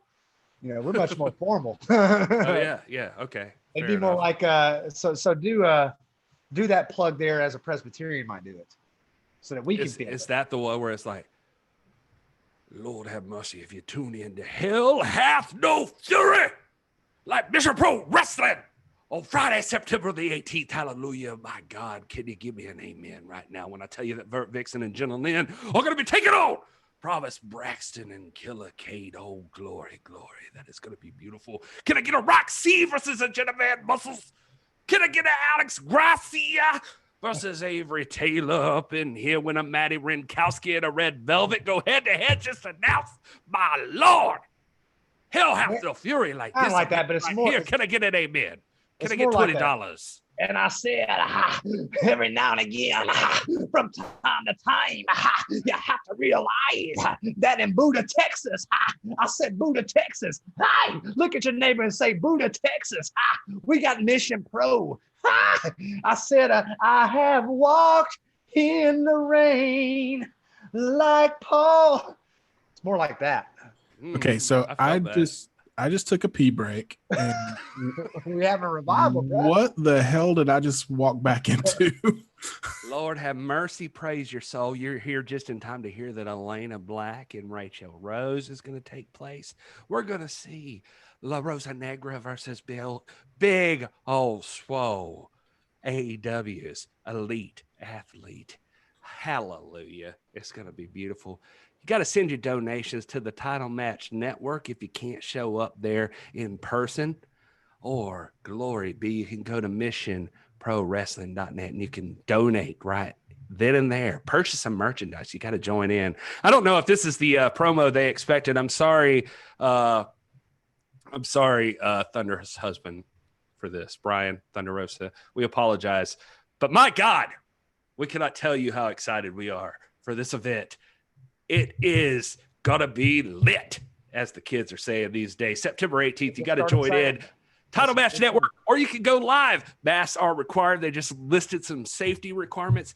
You got to get out there and see Thunder Rosa versus the American Kaiju Lindsay Snow. There is not a hotter match that's been scheduled in 2020 than that match. You got to get out there. You got to see it. It's going to be so good. I am so excited. I am so pumped. Thunder Rosa doubted. I'll tell you a secret. I'll tell you a behind-the-scenes secret. I told her, I said, hey, man, I'm going to start hitting these women up for interviews. And she said, good luck.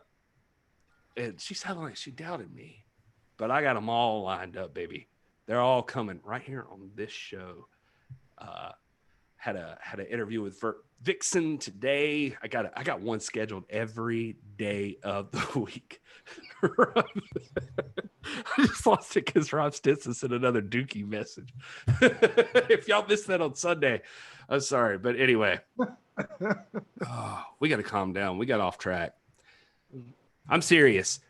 Every single one of you listening to me, if you can hear my voice right now and you do not either go to Buda, Texas to watch Mission Pro Wrestling, or you do not get the Title Match Network to watch Hell Hath No Fury on Friday, September the 18th, I disavow you.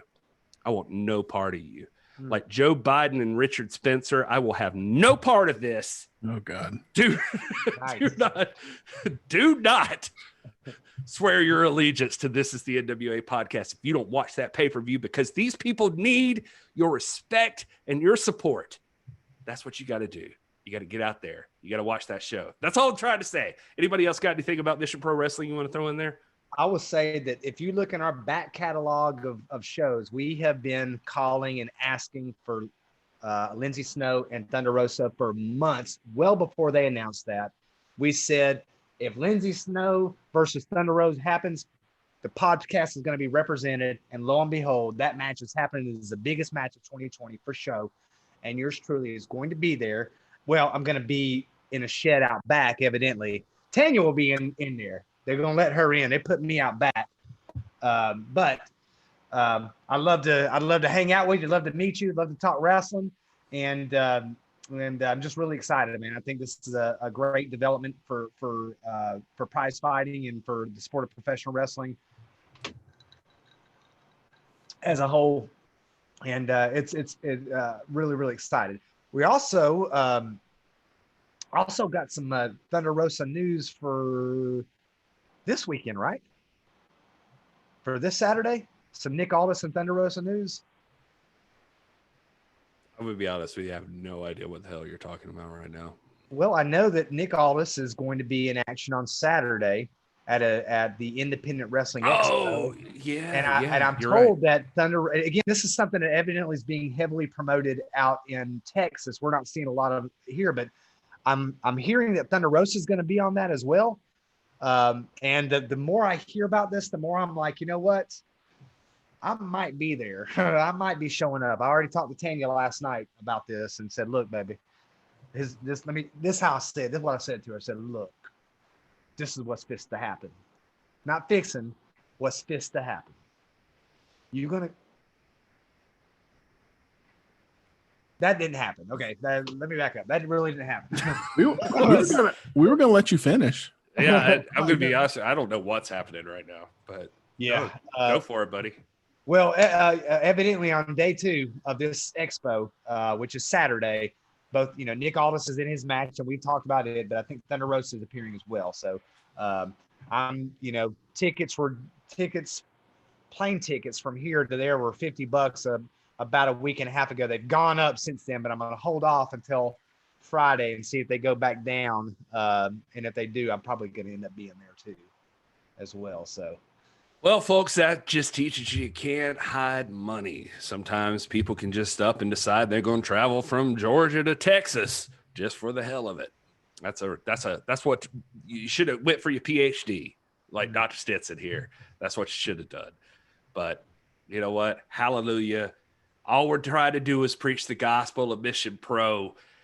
You can support them. I don't care who you are. You have got enough money to get like a month of the Title Match Network just to watch this damn show. Make it so that the Title Match Network sees Mission Pro Wrestling and says, my God, we need you guys every single month because you keep us in business. That's what needs to happen right here. Mission Pro Wrestling.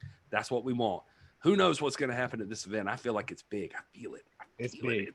Oh, and I forgot to mention, and we may have mentioned this earlier, but one of our loyal family members, Polka Dot Pam, is going to be traveling from the New Orleans area to be there in Buda, Texas, and we'll be hanging out there as well too. So Polka Dot Pam, big time member, one of the original charter members of the NWA fam, is going to be there as well. So hopefully more of you can get out there. If not, make sure you definitely subscribe and watch the pay-per-view.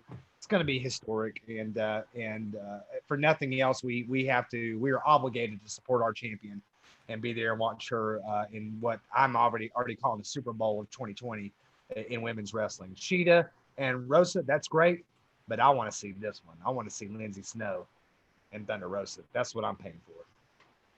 Yeah, no, that there 100%. There is no bigger event than that.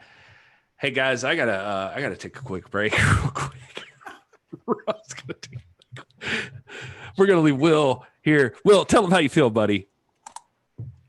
Well, going back to AEW, no, I'm just kidding. No, listen, you guys were carrying that, man. I didn't even feel like I could jump in because I just walked back into like Energy Fest 2020 with you guys talking about that. I'm pumped about it too. I'll definitely be watching it, and I think we're going to cover it. We've been talking about putting together some pre and post shows maybe, and so we're not going to give it all away. We want you to go watch it, but we're definitely going to cover it, and feel like that's a sister promotion for sure of the NWA. So we're going to cover it in detail.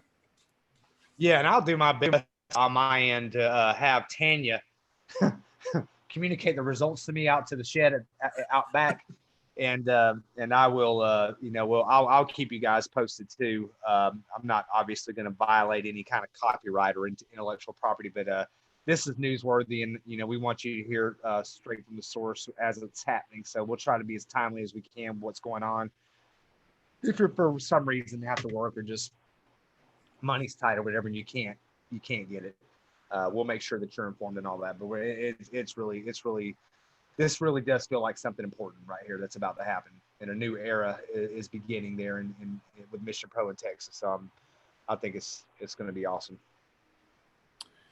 Well, I did have one little bit of AEW news to go back to AEW, but this is not pertaining to the heated debate we were having earlier. But apparently, it did come out this week that there was a Rey Mysterio reference in Eddie Kingston's promo that was edited out. Did you see that?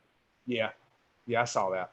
And so apparently, so I don't know the background behind that, but I think it was according to Fightful Select that they had to edit Eddie Kingston's promo, which I don't like to even say that phrase because he's a master. But apparently he mentioned Rey Mysterio and they edited it out, which is. And correct me if I'm wrong, is Rey Mysterio currently even contracted with WWE? I know he's there, but is he under contract? Last I heard, he wasn't. Last I heard, he was kind of on a per appearance basis right now. Is there something maybe going on, kind of like, we just heard that Jericho got the rights to Lionheart and all that stuff. Is there something that maybe WWE might have some capital investment and control over that name, or perhaps, and maybe that's why that was done, or potentially, I don't know. What is happening, Gary? Oh man, I often want to ask people on the podcast if these shows are annoying. What the hell's happening with my background here? Why is that happening? Nobody that's listening can appreciate that, but my background just, I don't know what's happening. While you're figuring out, I was going to ask Front Row. Are you going to be in Buda, Texas? Are you going to the show? I feel like we talked about this or something. I can't remember, but let me know if you're coming, man. All right. Rob, I'm ready to move on to the next piece of news unless somebody's got something. We covered a Rey Mysterio being edited out while you were gone doing number 2. So I'm sorry. Oh, you did? Okay. Going to get a drink. So we're a quick number 2. Yeah, man, I'd drop it like it's hot. Like Rob giggling. Like he's only 4 foot, so it's not very far to drop it. So oh my god, this piece of crap. Hey, according to Pro Wrestling Sheet, they've learned that former WWE star Wade Barrett will be joining the NXT announce team this week. Everybody's been waiting for that. It only took us 2 hours to get here. Sources tell us this is just a one-shot deal for now, and that the former leader of Nexus, who won the first original season of NXT, has not signed a full-time deal to rejoin the company. If, as you'll recall, he was released in 2016, and he just I mean, basically, that guy left on his own terms for what it's worth. He just told the company he wasn't re-signing. Since then, he's been focused on acting, and he's in those movies, those I Am Vengeance movies, which are actually kind of fun little action movies. And he's, of course, been on commentary for NWA Power. So it'll be interesting to see what happens with Wade Barrett. Hopefully they don't snatch him up. I mean, I'm sure he's hoping this is a great job audition, but damn it, he's NWA Power. What the hell? Right. And this is something that would concern me more than anybody appearing on AEW. This is, again, and maybe, maybe there's no need to be concerned, but them appearing on a WWE branded program is more concerning to me. Will, any thoughts on that? I feel the same. I mean, in the spirit of our previous conversation, I would love to wait and see how it pans out. And if this is a good move for him, then that's good. But, I don't think that it's anything to be super up in arms about, Yeah, I totally agree. You ever wonder what Rob's thinking sometimes? It's Never. like him and my cats. I often look at it. I just what's going on in your brain right now? Y'all, I'm glad you're here tonight because this show is as weird a show as we have ever had. I got to be honest with you. Outlandish Zicky Dice posted a tweet today. If you guys missed that, it says today marks 175. Today marks nailed it. Today marks 175 days as your NWA World's Television Champion. I'm ready to defend. Who wants a shot? Zicky Dice, baby. That guy, well, here's the thing. Look, earlier, a few months ago, rumors dropped that Zicky Dice wanted out of his contract. It was granted, and that was pulled back. Everybody denied it. Zicky Dice is still with the company, at least through September, we know. Zicky Dice is ready to defend that title, he says. It's the first time we've seen Zicky Dice actively. I don't know. It feels like now some people might be members of his Twitch stream and they know a little bit more than us, but it feels like this is the first time Zicky's been real public about, I'm ready to defend the TV title. So who knows what that means? Go ahead, Will. I mean, I hope we see it, obviously. I mean, that was a weird time when all those rumors and all that stuff was coming out, none of it confirmed. And there was a lot of chatter about it. And I feel like, I don't know about you guys, but I feel like, when the pandemic hit and, everything got all crazy. And then when the speaking out stuff happened and things got even crazier for us in the wrestling world, it just, things just got really uneasy for a long time. And now I feel like we've kind of gotten back to normal. But during that time, it was just all these rumors were rampant and everyone was having all these talks about this kind of stuff. And now it's starting to feel like we're getting back to normal, even with, NWA coming back with Primetime Live and partnering up there. And, this is just another example to me. It feels like Zicky, and I don't know Zicky, and I haven't watched his Twitch stream, so other people are probably more in tune with what's going on with him. But I think probably emotions were running high through a lot of this, and a lot of guys are looking out for themselves. I mean, just a part of life is when you get in a pinch, you look out for number one, right? But now I think we've gotten to the point where things have smoothed back out and everybody's seeing a light at the end of the tunnel. And hopefully for Zicky, that means him being like, you know what? I'm the damn NWA TV champion. This is a legendary championship. I gotta get back on the horse and I gotta, make this thing relevant again.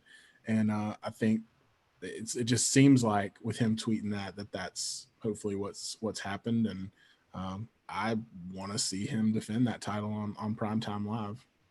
And let's remember that title historically has been billed as a world's championship.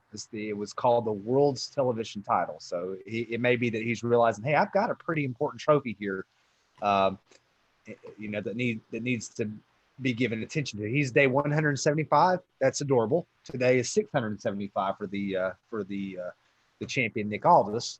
But yeah, I'd like to see it. Zicky Dice he was the very first Piper's Notes episode that aired on This Is the NWA podcast was the Zicky Dice episode. He was very kind to us, very nice to Piper, which I appreciate. And the guy's colorful. Obviously, he has a relationship with wrestling with the MMA, or at least wrestling with the MMA. Is a big fan, and he's always putting him over and all that. So to me, if you elevate that title, that TV title, it's a very important piece of hardware that you're holding. That's a win-win for everybody. So I want to see that title defended, and I want to see it, treated with respect. And I will also say another thing I'm seeing a lot of is there's been a lot of banter between Zicky Dice and Crowbar, so that and Gary, you might have more insight into that, but that's just interesting to see them go back and forth. So. Crowbar, the situation with Crowbar is just that he and I have talked a little bit, and he's going to be on the show pretty soon, I think. But it's just that I respect the guy.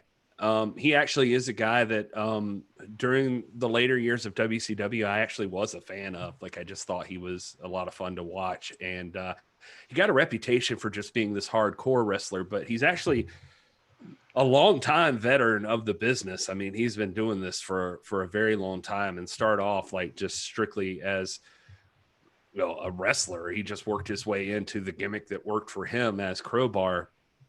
And of course, his probably biggest claim to fame is teaming up with David Flair and being the associate to David Flair, just to be blunt, just because David Flair didn't know how to wrestle properly. So it was like he was the guy who could wrestle for that duo. And I just think that Crowbar is a guy who's putting forth the effort right now to have a second chance in the business. He's been doing his own thing, but he's been concerned with his family. Honestly, he's got kids, he's got a wife. They've been doing their thing in indie promotions up in or around his area, and that's all he's been concerned with. But he seems to be in a position now that he's willing to branch back out, and he's discovering social media and his opportunities out there. If he puts himself out there, if he can try to maybe make a name for himself in the social media age, and I like him. I think he seems like a honestly behind the scenes just like a decent dude. Like a really good dude. And he also, if you watch any of his matches, he's a lot of fun. And even at the age he's at right now, he runs a physical therapy office, and a lot of wrestlers go to him. I think Marco Stunt was just there the other day, and he does that, but he also is an advocate for DDP yoga and keeping your body young. And he's a little older, but he's still ready to go. Last I saw of him on some indie show stuff I saw on YouTube, he was still wild, like just doing the stuff you wouldn't expect to see. But he's fun to watch, man. And I want to see that guy get another chance. I want to see him out there. Just to be honest with you, that's my whole relationship with Crowbar. Is I want to see that guy get it done. And I think he's got a lot yet to offer the business. And I think Zicky Dice is a person out there that is interacting with him, and maybe there's something there. I hope it happens. I hope you guys will go support Crowbar. It's at WCW Crowbar. You should check him out. He's been putting out these promotions, promos by video that he's been working on and making himself. So he's putting in the work. He's trying to get it done. He's out there, and he just needs people like us to support him. Thought I heard wildlife or something there in the back. You did. I was trying to mute it, hoping you guys would pick up where I left off. that didn't happen. So I thought, seriously, like I thought it was like my studio is in my garage, so I thought it was like coming from outside. And I thought I was going to see if y'all didn't hear me. I was like, I'm sorry guys for that. I'm sorry for sounding so obnoxious. Oh man.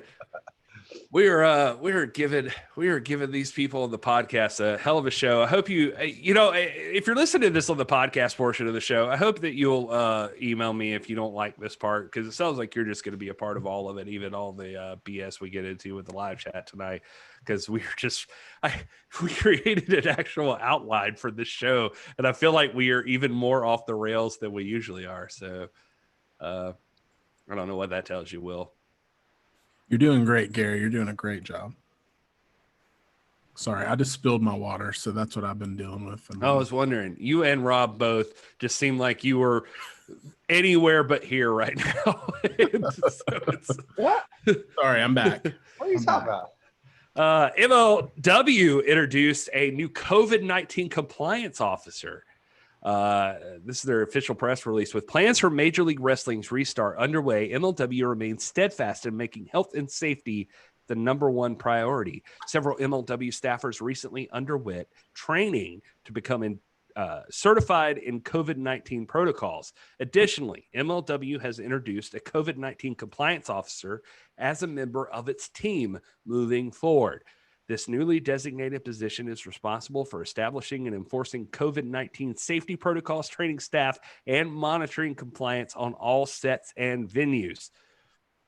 The health and welfare of our athletes, crew, and staff is very important, said MLW CEO Court Bauer.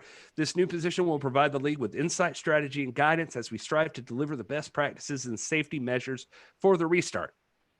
The compliance officer is educated in the transmission of the COVID-19 virus, disinfection, social distancing, CDC local and state guidelines, and other information related to preventing the spread of infection on a film production set. This person is responsible for safety, compliance, and enforcement of rules.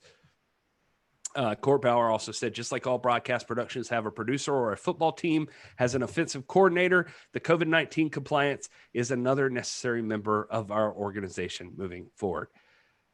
So basically, MLW is planning to reveal plans to restart league events shortly, and they are going ahead and just like putting it out there. They're taking the COVID-19 stuff very, very seriously, and just letting everybody know up front, we've got plans in place. We're taking care of our people, and it looks like MLW is basically just getting ready to restart. It's interesting. They've been, I don't know a lot about MLW. So there's probably people in the chat that are more well-versed in the history of that company and things like that. But it seems like since this pandemic hit, they've been making a lot of moves behind the scenes. I mean, they've signed 2 different deals for more visibility for their programming with that wave.tv and then with Fubo Sports, which is a streaming service.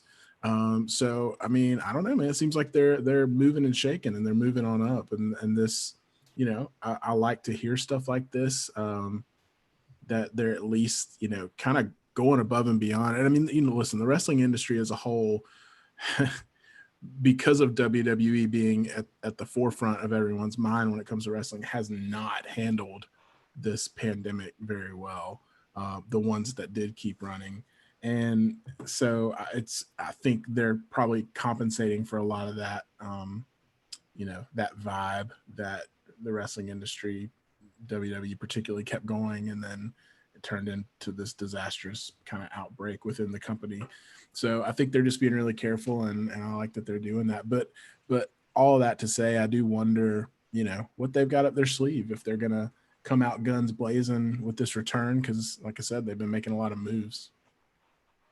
Yeah, I've only seen a little bit of MLW. I tried to go back on YouTube at one point and start watching their stuff from the beginning.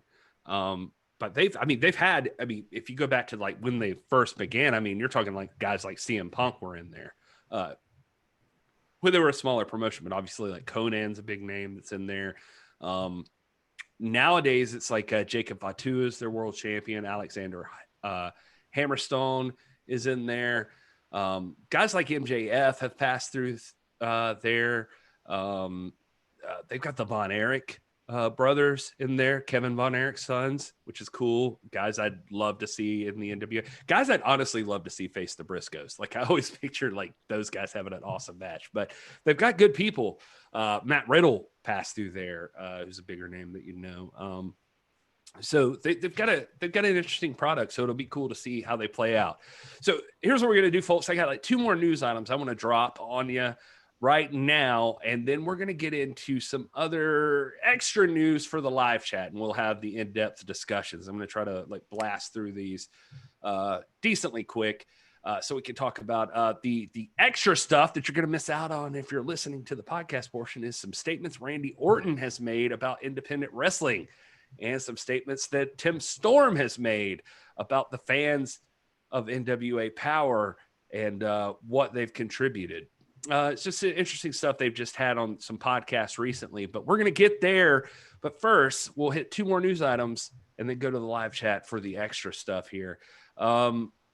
Just stuff I wanted to get out on the main stuff. After months of roster announcement and speculation, courtesy of WrestleZone and Fightful, Virtual Basement's upcoming next generation wrestling video game officially has a name. It's called The Wrestling Code. They've got a demo video if you check it out on Twitter. Not really much, in-game action, just kind of a name drop, exposing the name drop. Yeah, exactly. Officially really revealing the name in a video put out on social media. Virtual Basement also ran down the laundry list of names already set for the game. Courtesy of Fightful, I have all of those. It's pretty impressive. Now, we already know about Retromania that Nick Aldis is in. I kind of wish he was also in this too, because this is pretty fun. I don't know. We don't know what this one looks like. If you look at Retromania, we know what that one looks like. It looks like a lot of fun too. So I'm not taking anything away from that. But if you're ready, here we go. Alex Riley, Retro AG Anthony Green, The Ascension, this is Connor and Victor, Bear Country, which is Bear Boulder and Dead Bear, the Beer City Bruiser of the Bouncers, Brian Cage, Brian Hebner, Brian Malonis of the Bouncers, Brian Pillman Jr., The Boys, which are Brandon and Brent Tate, Bull Dempsey, Cabana Man Dan, Caprice Coleman, Cheeseburger, Crime Time, which is JTG and Shad Gaspard. He's actually going to be in this game. Love that, man. Yeah, that's cool. And David Mercury. The Pope is in this game. EC3 is in this game. Eli Drake is in this game. Enzo Amore, Facade, Grimm of Grimm's Toy Show, Gregory Iron, the Jim Nasty Boys, Jason Cade, Jeff Cobb, Jonathan Gresham, Kevin Quinn, Kenny King, Ken Shamrock, Congo Kong, Leon Scott, Lloyd Anoy, LSG, Luigi Primo, The Main Event, Matt Morgan, Matt Seidel, Matt Taven, Sick Nick Mondo, O'Shea Edwards, Petey Williams, Rob Van Dam, The Problem, Sefa Fatu, Shaheem Ali, Sean Donovan, the Voros Twins, Zach Gowen, Zicky Dice, Alex Gracia, Danny Jordan, Delmi Exo, Gabby Ortiz, Holodead, Eva Lise, Killer Kelly, Lady Frost, the American Kaiju, Lindsay Snow, the Sea Stars, Ashley Vox and Delma Exo, Shaza McKenzie, Solo Darling, Tainara Conti, Thunder Rosa, and Willow Nightingale. All of those names, by the way, if you don't, already just from listening to this show, you would know some of those names, from NWA to the independent circuit to like Mission Pro Wrestling. There's a lot of people in this freaking game. You just heard all those names. Names like Kylie Ray, Falaba, I'm sorry if I'm mispronouncing that, Sue Young, Rich Swan. They were set for the game, but Impact Wrestling had them pulled. Reasons believed to be due to exclusivity rights, but that's never been officially explained. They were initially announced, but they're gone now. But this game is stacked, dude. This looks, I'm excited for it. I just think this sounds like fun. I think we're going to have like, our cast parties, man. Yeah, like cast parties, like playing this game or something, like people So jumping you said on. you got all of those games in that series, or that company. What's that? You said you had all of those games earlier. No. Okay? I misheard you then. I don't know what you're saying. I really don't. I'm not trying to be a butt. That's not why you're a butt. First of all, no, I'm just kidding. I was saying like there's Retromania that's coming out, and there's this game. This game, as far as I know, is the first. Basement. Right. I thought you were saying basement. You had other virtual basement games. I misheard that. I wonder, is this a game that's going to be offered on?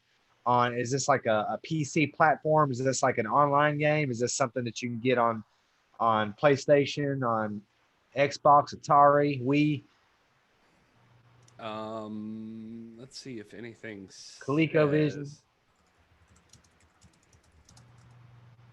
It doesn't appear to say. Okay.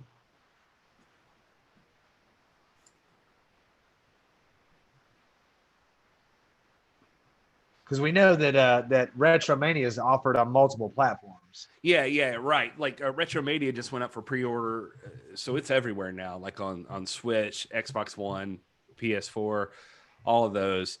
But yeah, this looks cool. James Lawrence is mentioning a game in the chat, wrestling RPG called Legends of Wrestling. I've never heard of this, but that sounds fun. I know Roscoe, who listens to the show, is always playing something where you just like book wrestling. That's like literally the game, and that seems like a lot of fun. Let's look this thing up. Legends of Wrestling here. What? It's like an RPG game. It's got Dan Severin. I see Bob Roop on here. I see George Tragos and Lou Thez. It got Dan Severin on there. Dan Severin, the gas station. This was like fun, guys. We gotta figure out some way to incorporate all this. All right, we're not gonna linger anymore on here right now. We can get into that in the after show if we want to. The other piece of news that we have to drop that the listeners of the podcast can feel like they're in the know on wrestling news worldwide is that, courtesy of WrestleZone.com, the combination of several thousand virtual fans and a new toy like Thunderdome was bound to have kinks for WWE, and several particularly problematic fans from Monday's Raw resulted in the company needing to issue a statement today. During the broadcast, this is not funny, but it's crazy. Like, I knew this was going to happen. I'm sorry. That's why I'm laughing. We called it. Yeah, We called it. Now I'm already, whatever you're about to say, I'm going to laugh at. Now I feel like a jerk. Well, the only thing here's the thing. During the broadcast, several viewers took note of a front row virtual fan clad in what appeared to be a Ku Klux Klan robe during the Retribution attack on Rey Mysterio and Dominic. Fans also noted a video of a person being executed. Yeah. Like, those are awful. That's bullshit. And during the segment as well, an image of Chris Benoit during Drew McIntyre's promo earlier in the show. It's oh God. It's like, it find something funny to do, you bastards. I knew that you were going to do some stuff, like put more LaGreca heads or your fucking bare ass. Put it on the screen, something. Don't be ridiculous. You know what I mean? You know what I'm saying? Like, where are the fans at? Like, can't you just, if you're going to prank Thunderdome, don't be like just abhorrent. Yeah. I can't believe I just used that word, because literally the statement from WWE, sorry, Will, it says this abhorrent behavior does not reflect WWE's values, and we have zero tolerance for these unacceptable acts. We are working to ban those involved from future events, and per our policies, any inappropriate actions result in the removal from the live stream. So that's WWE's statement. I mean, did they think this was not going to happen? That's my question. Obviously, this was going to happen. You're opening this up to thousands of people. It's going to happen. And my thing is, like, now that we've seen the Thunderdome and we know really the big advantage of it is just being able to see the people, right? They're not really involved real time in what's going on. And I know that this is a lot to look at, but there needs to be some kind of delay or something where they can try to catch some of this stuff. Because, I mean, the stuff you just mentioned is incredibly offensive. And, at the end of the day, they can release whatever statements they want and use whatever big words they want to talk about it. But they're on the hook for putting all these people on national television. You knew there were going to be unplanned things. I mean, people were going to, the second you put people on a screen right there, they don't have to get checked by security coming in with the signs they have. I mean, you're bound to have some BS. And call me insensitive. Chris Benoit, that happened, and I could have called that one. Like, I feel like that one would have happened. That it doesn't make sense. I don't want to be taken out of context here. I'm just saying, like, that's a thing I could see happening. I could see like the Fire Velveteen Dream one that happened. I can see those things. Those are like wrestling related things. The KKK one and a person being executed. What the hell, guys? Like those are the ones I'm like, what are you even doing? Yeah. It's dumb. It's not cool. It's not funny. Just grow up, you know? Yeah. Anyway, that's a real bummer. All right. So we got a little bit of time left. We're going to spend with the live chat. We're going to cut out. We're going to be talking about some exclusive notes on a Randy Orton comments on independent wrestling and AEW. It's going to be interesting to have I feel like it's going to spark a discussion. If you'd love to be here for that part of the discussion, you got to join us live on the YouTube channel. Folks in the YouTube channel, if you haven't already, make sure you hit subscribe, make sure you hit the like button, that sort of thing. We're going to get to those comments in just a second. But for everybody listening on the podcast portion, Rob, can you tell people where they can find you so they can get updates on what you're doing? Yeah, I can, Gary. You can find me. You can find me on. I'm glad. On Twitter at @rstinson4. You can find me on Instagram at rdstinson4. Correct me if I'm wrong, Gary. And you can find me on Facebook I think you're right. at Dr. Robert Stinson. Perfect. But if you just go to the NWA pod, you can find me. I'm not hard to find. That's also true.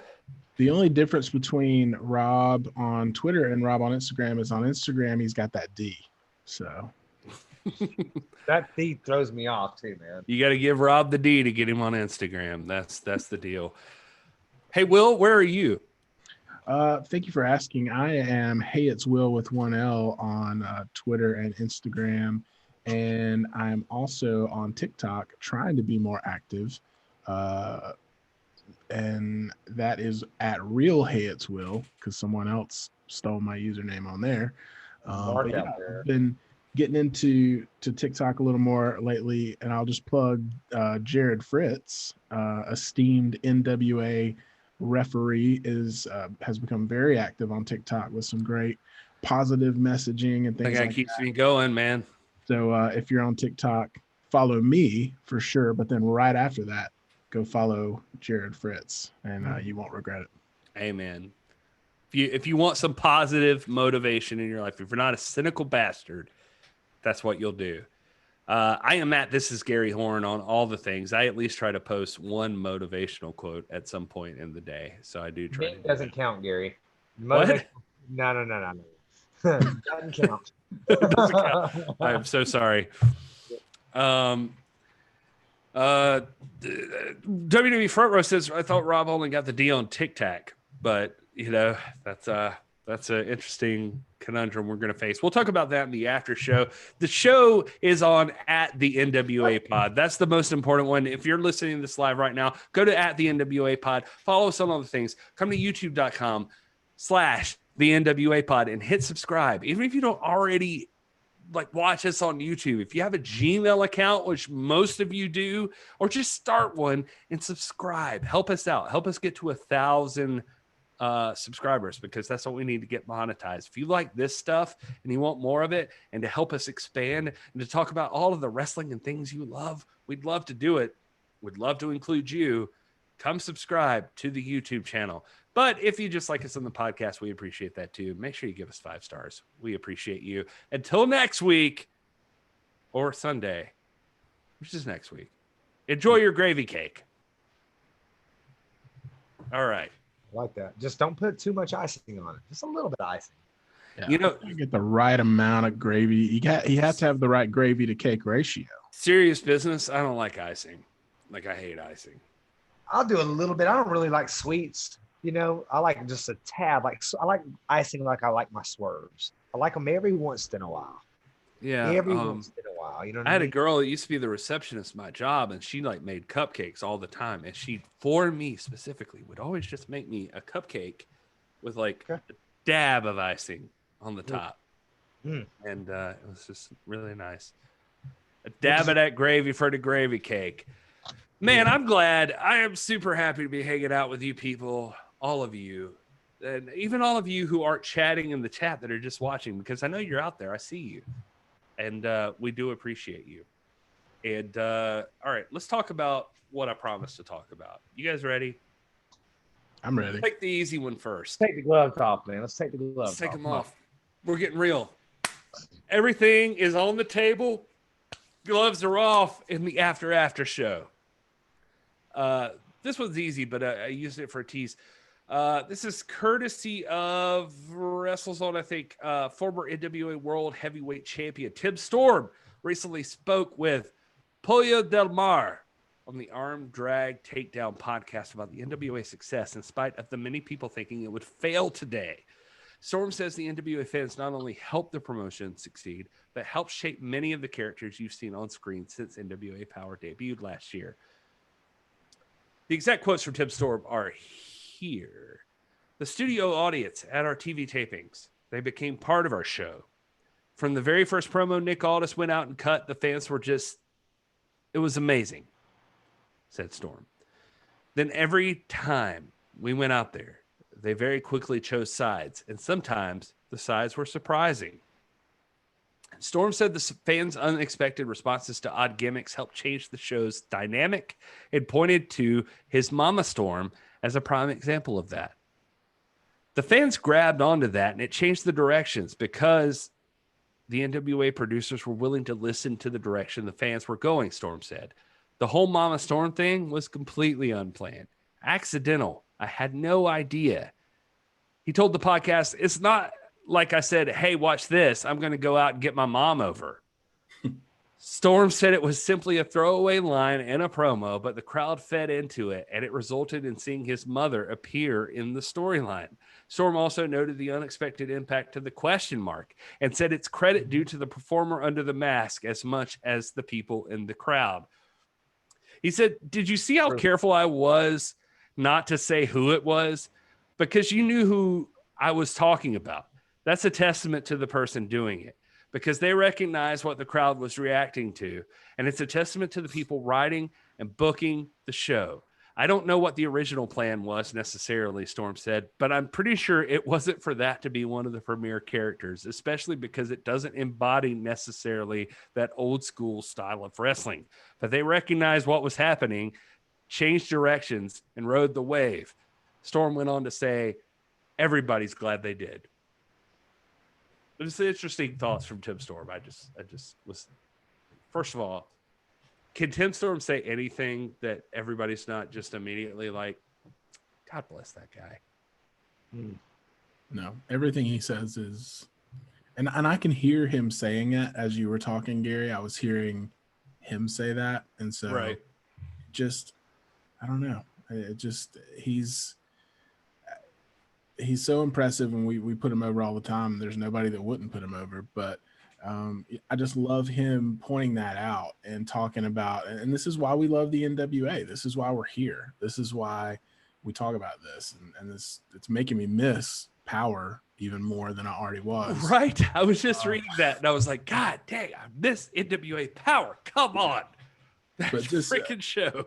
But just pointing out, all facets of that, obviously giving the crowd credit for doing stuff. And, listen, that's another thing that has gotten a bad rap in wrestling is the crowds. And we just talked about people on video screens.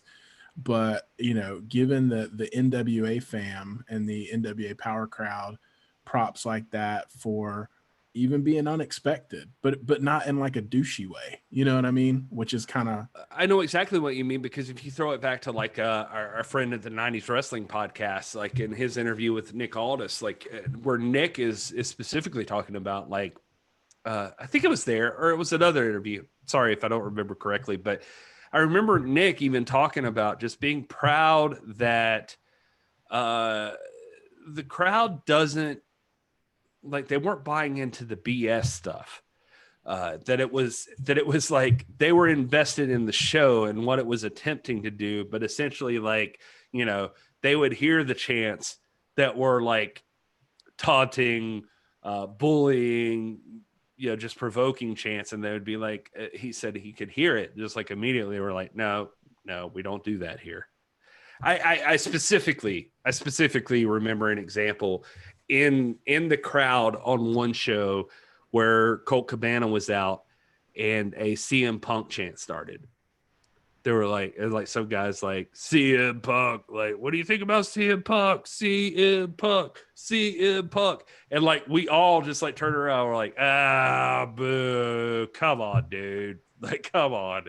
And like it shut it down like immediately. Like that, I remember that happening. Like we were just like, nah, come on, not the place. We're not playing that game here. Like we're just investing in Colt Cabana and what he's trying to do right now.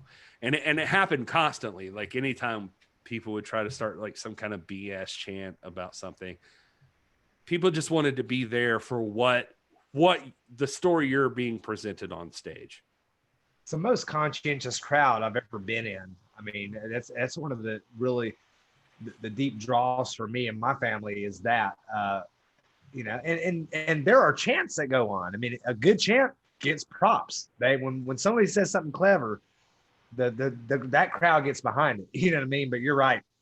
That BS stuff that's not tolerated in the power audience. My ultimate claim to fame will always be like, even if you're watching the Patreon video and it's the night that Nick Aldis introduced Scott Steiner, where Nick Aldis was talking, I yelled. I don't even remember what I yelled, but I 100% know it was me he pointed directly at and said, "Shut up, fat boy."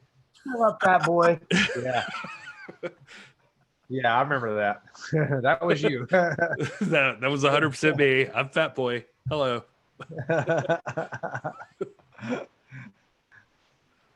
I remember watching that and was like, who is that asshole that just shouted that? Thank you, Nick. Hey, listen, I got into it. And for the record, I tried to make all of my chants relevant to the storyline that was taking place. Like the Eli Drake walking out and the "Talk to Us" chant. I started that. I will take 100% credit for that. I started chanting "Talk to us, talk to us." Like I wanted that to be a thing. Like I got what he was doing.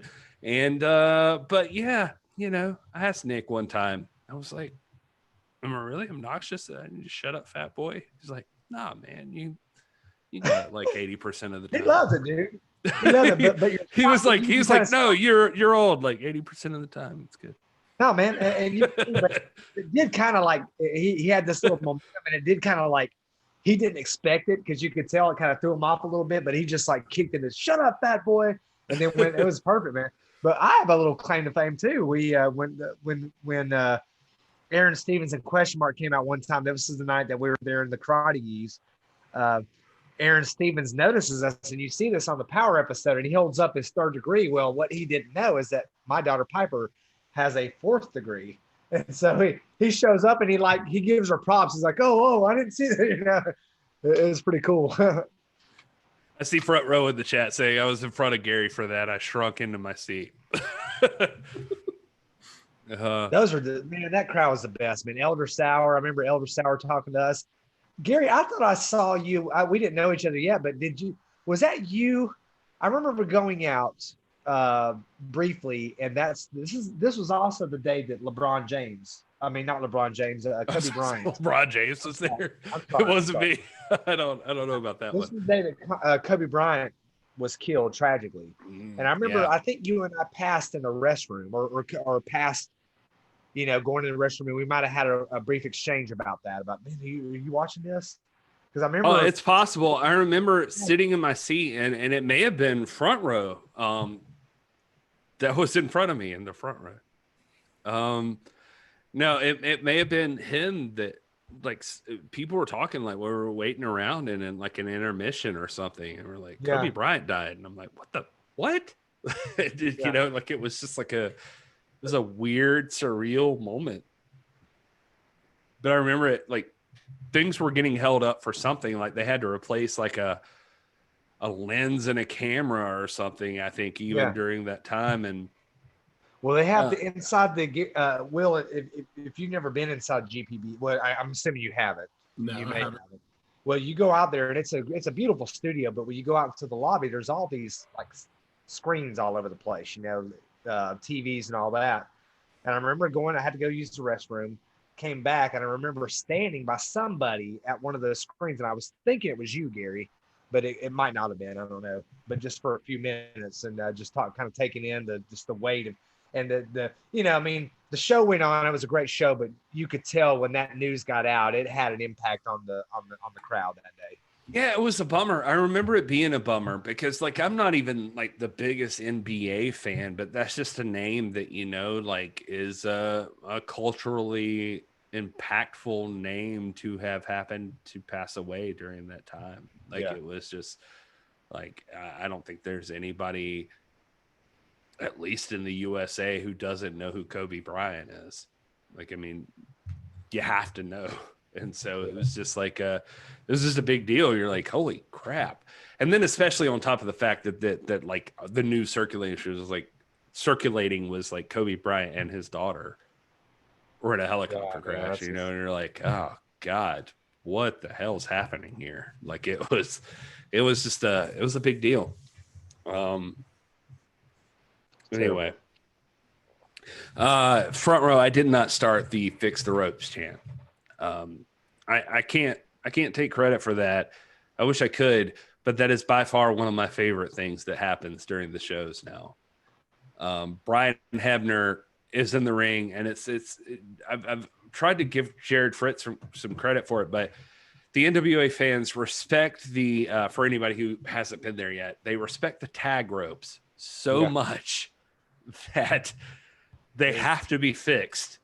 Like if it's a tag match coming up, they have to be out. If it's not, they have to be wrapped up on the turnbuckle. And people will chant for that to happen before anybody can go on air. It's funny. Like the whole crew like gets a kick out of it. It seems like there's just like these fix the ropes. And Brian Hebner like always seems to like. At first, I think it was legit. Now I think he does it just for the hell of it. But he sits there in the corner, just like head down, like, I'm not listening to you. And he's like, tells you to shut up. The people are still chatting, and he's like, all right, hold on. And he like goes over into one corner, and he like wraps up the ropes. And then he like goes to the corner. They're just like, fix the ropes. He's like, shut up. And they keep chanting it. He'll like go to the other corner, like, all right, fine. Are you happy? And everybody like erupts like it's like the biggest pop of the night. Like that he fixed the tag ropes. I wonder what Marquez thinks of that, because Marquez is not big on the refs having a noticeable role. You know what I mean? Maybe, but I don't know. I feel like I've seen at least with like Galley or like with with like Galley and Bennett, and even with Cornette, like when he was there, like I feel like they got a kick out of it. Like they thought it was really funny. You know what I'm talking about recently just here within the last week or so, Marquez made a very lengthy post about what he thinks the conduct of a referee should be. No headbands, no visible tattoos. You shouldn't be noticed, this and that. And I was like, man, immediately I went to Fix the Ropes, and I went to like Jared Fritz, who has a very distinct look and gets an argument. I mean, I think add a lot to the show. Yeah, man. No, I don't think that's well, listen, if I don't particularly recall Marquez talking about that specific thing right off the top of my head, but I think that would be something I disagree with him on. Like I think refs, I think it's fun. Like what is it in New Japan? It's like red shoes. Like there's and then like Brian Hebner. I mean the Hebners always. And who was the guy just on AEW? Mike Chioda. Mike Chioda. God, thank you. Mike Chioda was just on there. Or Tommy Young at Crockett Cup. Man, like I mean, Mike Chioda had a backstage promo with Chris Jericho. Yeah, where he's just like, call it just down the middle. This was a post. This was David Marquez's post 2 days ago. Says, I'm not sure who needs to hear this, but referees don't need a gimmick. If I see one more photo from a person who wants to ref for us, and you're in a headband, goofy glasses, not prescription, mind you, or a mask, you're going to get a Cornette type reply from me. Well, I don't think he's talking about the same thing. Yeah, I feel like that's a little different. Like I know it sounds crazy, but I don't know. Yeah, I think Will, you just laid in the same place. Like I feel like if you're just like trying to put yourself over as a character, like in the initial job role, then maybe not the best way to go. Like your first priority should be being a damn referee. Right. But this goes on in the comments, and it goes on very lengthy, and there's a very vibrant debate where some people talking about, like, there's even pictures of like NWA refs and other refs in there, and like, what about this? And they're having this big lengthy debate where it's more than just, it's almost like he feels that they should be invisible. Yeah, so. I mean, I guess I see that. I mean, it's not about the referee, but I also think like people love to have referees they respect, like that they appreciate being out there. So I don't know. Right.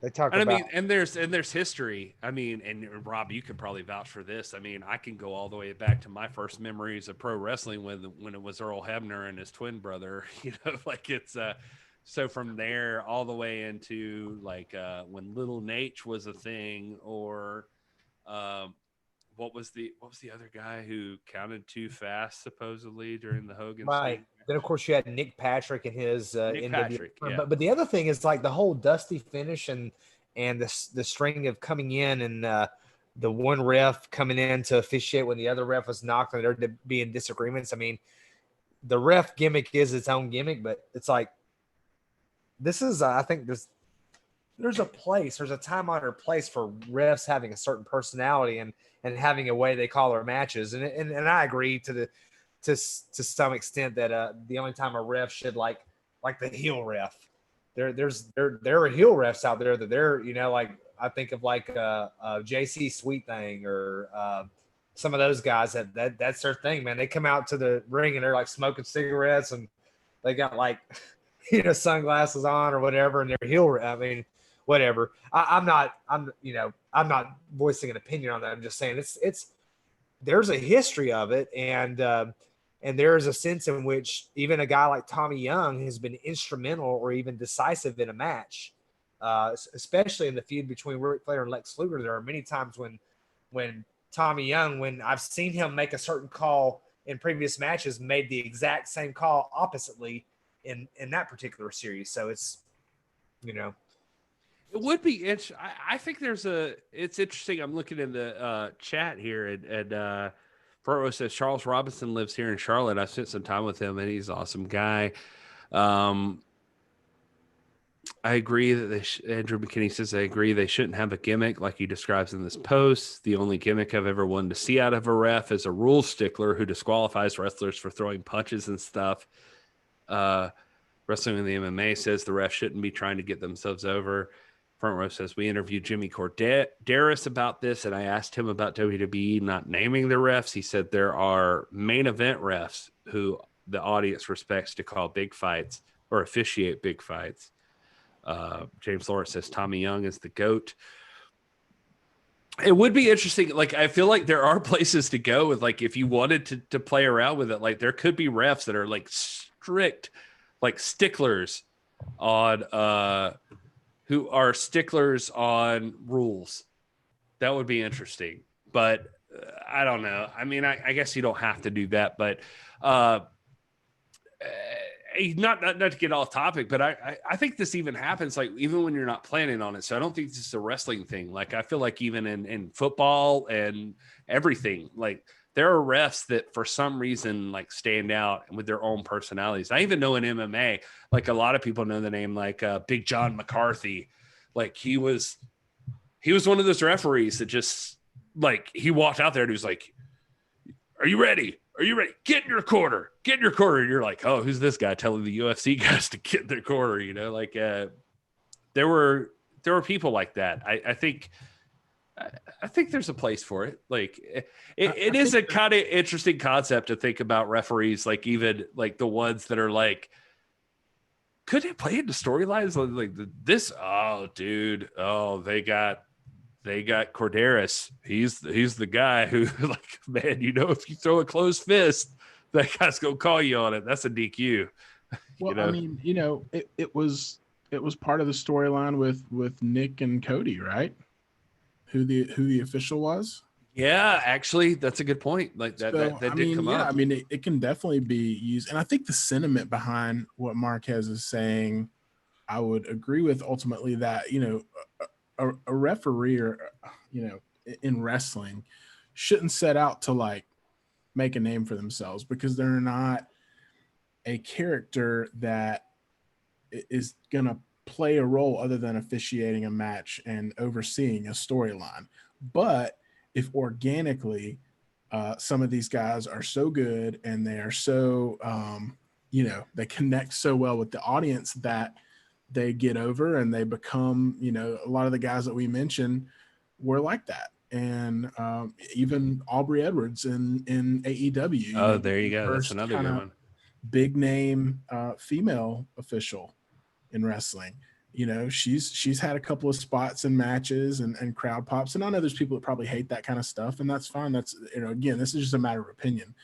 But I personally don't see anything wrong with that coming into play. And I mean, I used to love seeing Lil Nate, you know, every time I'd see him in a match, it was, I don't know, it was just like, and Nick Patrick was one of my favorites growing up, you know, and just every time I saw him, there was just like this, you know, and it wasn't like he played into the storyline or he was a character, you know what I mean? It was just, it gave it that kind of validation, knowing that here's a respected guy in the ring officiating, you know. And I think it's like going in, you know, I'm a military veteran, and in the military you've got combat arms and you've got support. You know, combat arms does the fighting and everything else is support. And in wrestling you've got the combat arms guys, the workers, and everything else supports that. But they're still a big part of the narrative, and that is still a craft.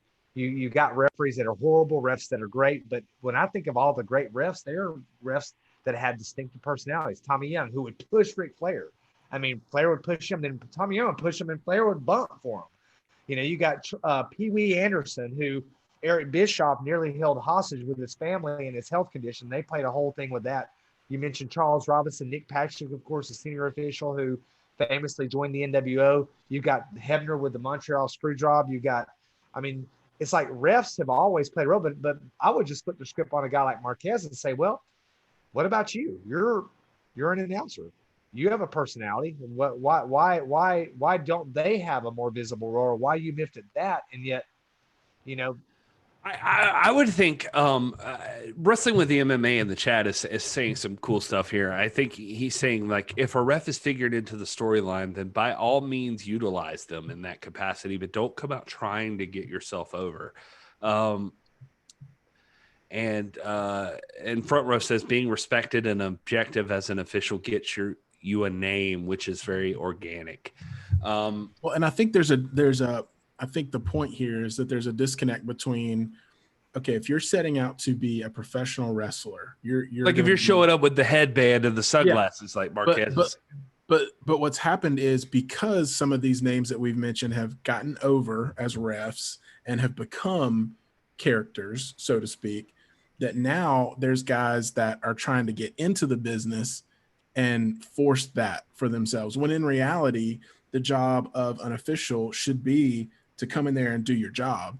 And like I said, if you get over organically and it becomes like a thing that the crowd plays on or becomes part of a storyline, then that's cool.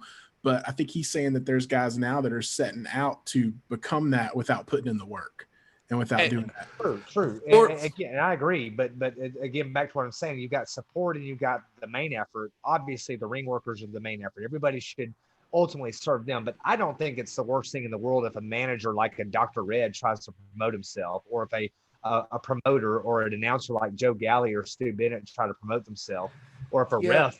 But I look at those as like different people. Like we're talking different about the referee. I mean, that's right. But Gary, referees have been forced to play critical roles in the narration department, more so than even promoters have. I just think when you're a voice for the company, you want to have some sort of personality. Like, if we take our friend Jared Fritz for an example that Will brought up earlier, who does a great job. That guy, I never knew who that guy was from the first day that I walked into NWA Power. I know who he is now. I mean, halfway, because, like, yeah, obviously I have a relationship with the guy. I know who he is now. But I knew who he was part of the way through NWA Power because he was the guy that like looked like he did. You know what I mean? Like he had the, you know, and I don't mean this as an insult or like whatever, like it sounds like, but he had the man bun, he had the like slight beard, like he had a certain look about him, like that part of it. But he didn't do anything else. Like he did his job, and he didn't try to stand out in any other way other than he just looked like Jared Fritz, and people would chant out literally every time he walked out, Adam Cole, baby. Because they always did that to him. And which is fine. Obviously, you know? I'm not arguing that, but that was organic. That wasn't on him. That was just like, I'm just doing other me. Than his I look. have my look. His look is on him because he controls that, you know. And, yeah, and but I mean, that's the look he had. He wasn't doing it. I don't think he was doing it strictly for the referee job. I'm just saying that there are people in this debate that says that a referee should be completely nondescript, should have short cropped hair. And Dave Marquez even says that. No visible tattoos, no arm, no headbands, no nothing. So that's what I'm saying. I'm just saying that well, you know, there is a top that I would disagree with Marquez that like referees can't have anything that distinguishes them. And I'm not being so hardcore like, hey, the refs are the corner piece of the show. I'm just saying the refs have a role in the driving of the narration that even promoters don't have. They're more important to storytelling than they are, you know, in a certain sense, because it's happening in the ring. And I don't think that it's imperative that referees just always be nondescript. That's all I'm saying. I'm not saying they need to be the main effort. I feel like you're saying they need to be the main event. Like that's what I feel like you're saying. Like they're more important than Nick Aldis. Are you saying that a referee should take the belt off of Nick Aldis? Is that what you're saying? That they should? I'm saying at Crown Jewel. You wanted Jared Fritz to pin Nick Aldis 1, 2, 3. He deserves the NWA World Heavyweight Championship. That's what you said. At Crown Jewel. Man, I got one more piece of news. I literally I wanted to hit on that we could talk about that I feel like it's going to start a whole other conversation. So I'm going to just read it and just shut up and listen to me. I saved it for this. It's the tease to come into the live chat. We're about to eat it here. It says transcription credit should go to Dominic D'Angelo of WrestleZone. Here it is. Randy Orton spoke on a conference call with Vibe and Wrestling's Vincent Beltran on the fascinating topic of the new school versus the old school mindset. While the work and the style has changed, Orton ultimately believes that psychology in the ring hasn't, but the risks younger stars are taking today can be detrimental to not only their bodies, but their storytelling juncture. The quote, I don't think anything's changed in that regard from old school to new school.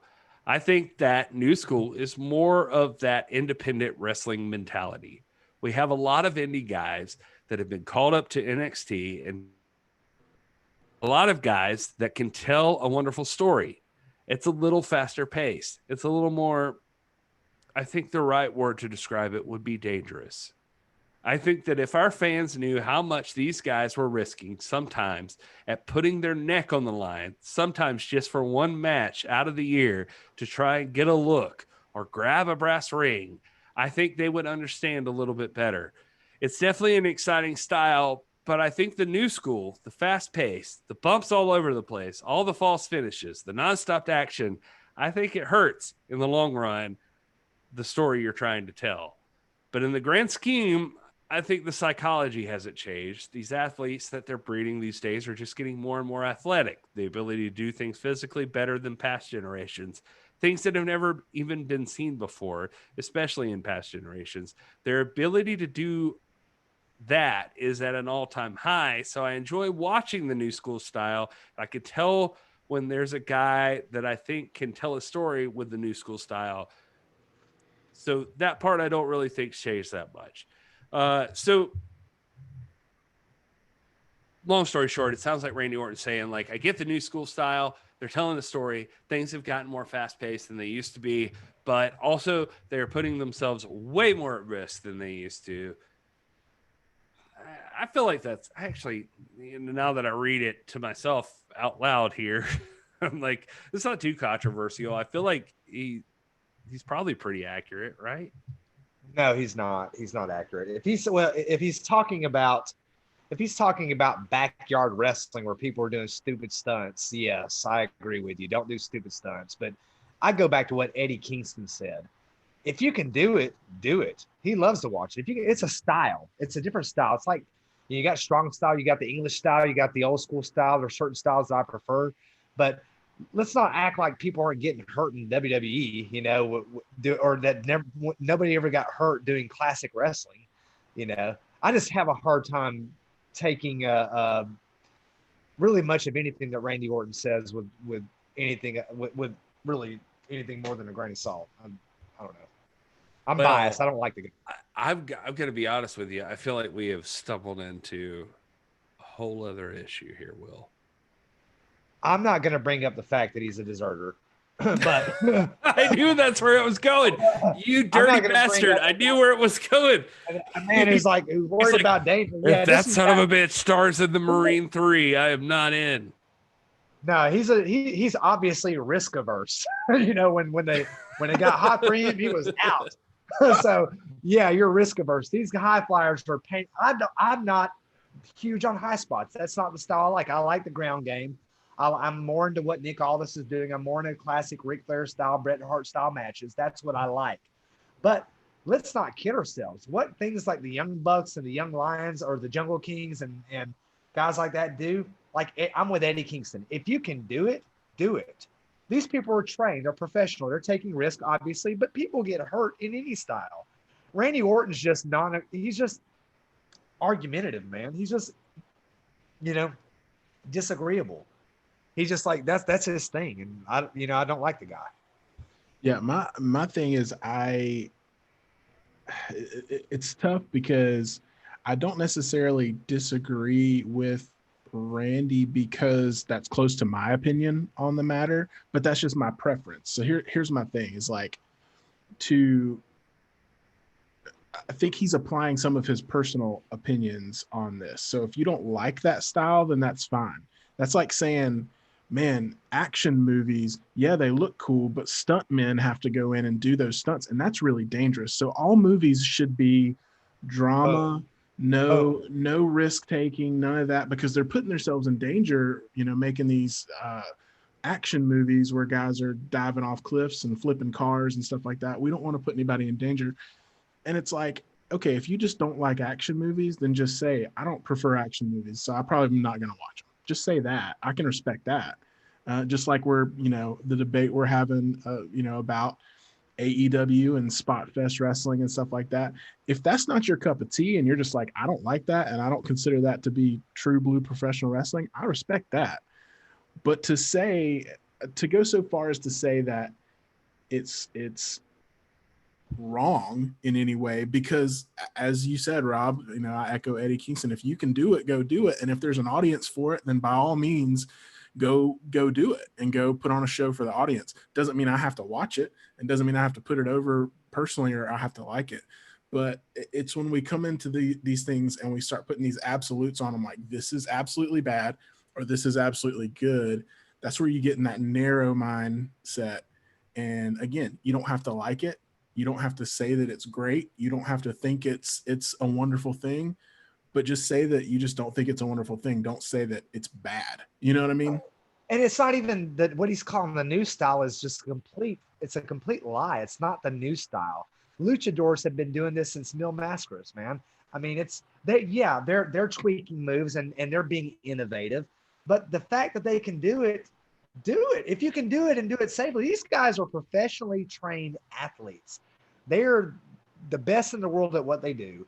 And if you can do it, dude, I'm not talking about the idiots in their backyard jumping off mama's house I'm not talking about that. That is stupid. That's ignorant. And most of those guys think they're trained because they paid $20 to watch the Rex Kwon Do video from freaking Napoleon Dynamite. And they think they're stars now, that's not, these guys, what the Young Bucks do is amazing. What the Briscoes do is amazing. What Rey Mysterio has been doing for years is amazing. It's tantalizing. It's not the style I prefer. But it's if you can do it, do it. You know, don't discount a whole Dude, tradition. I mean, the weird part is like, let me jump in here real quick because I feel like you just like you lumped in, and I don't mean this as an attack on you, Rob. I'm just saying, like, when you say like the Briscoes, no, I'm just saying when you say the Briscoes, I think about Crockett Cup 2019, right? Like if we're just talking NWA, and I'm like, those dudes didn't come in like they were like doing flips and anything. They did. They like went ape shit in the middle of the ring. Those guys were wild, but they looked like they were beating somebody's ass. Like they looked like they were like just crazy people, like trying to kill somebody.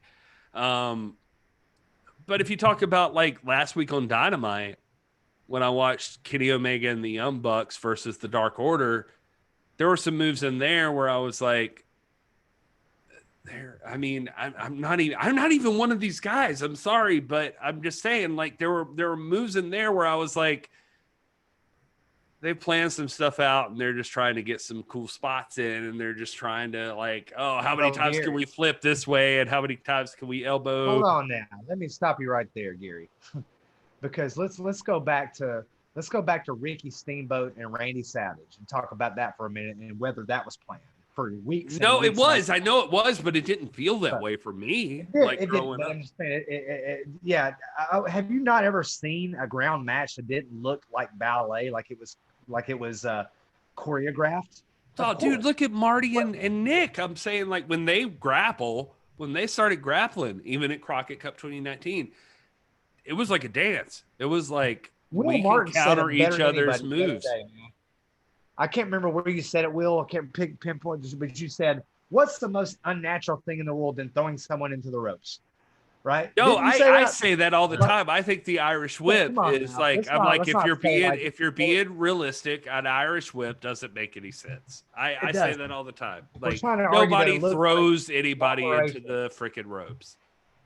It all looks cooperation. I mean, wrestling is cooperation. It's combat sport. It's simulated combat sports. You know, you can. There's something. You can say of the high game. You can say of the ground. I can't believe we're on different sides of this. This is weird. I love it. Because you don't really like wrestling, Gary. You don't really like wrestling. That's the thing. Son of a bitch.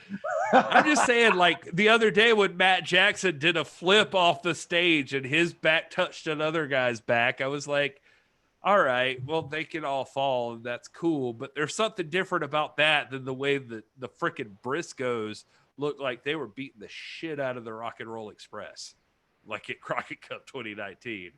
And they were like, again to make my action movie comparison, because it's the exact same thing.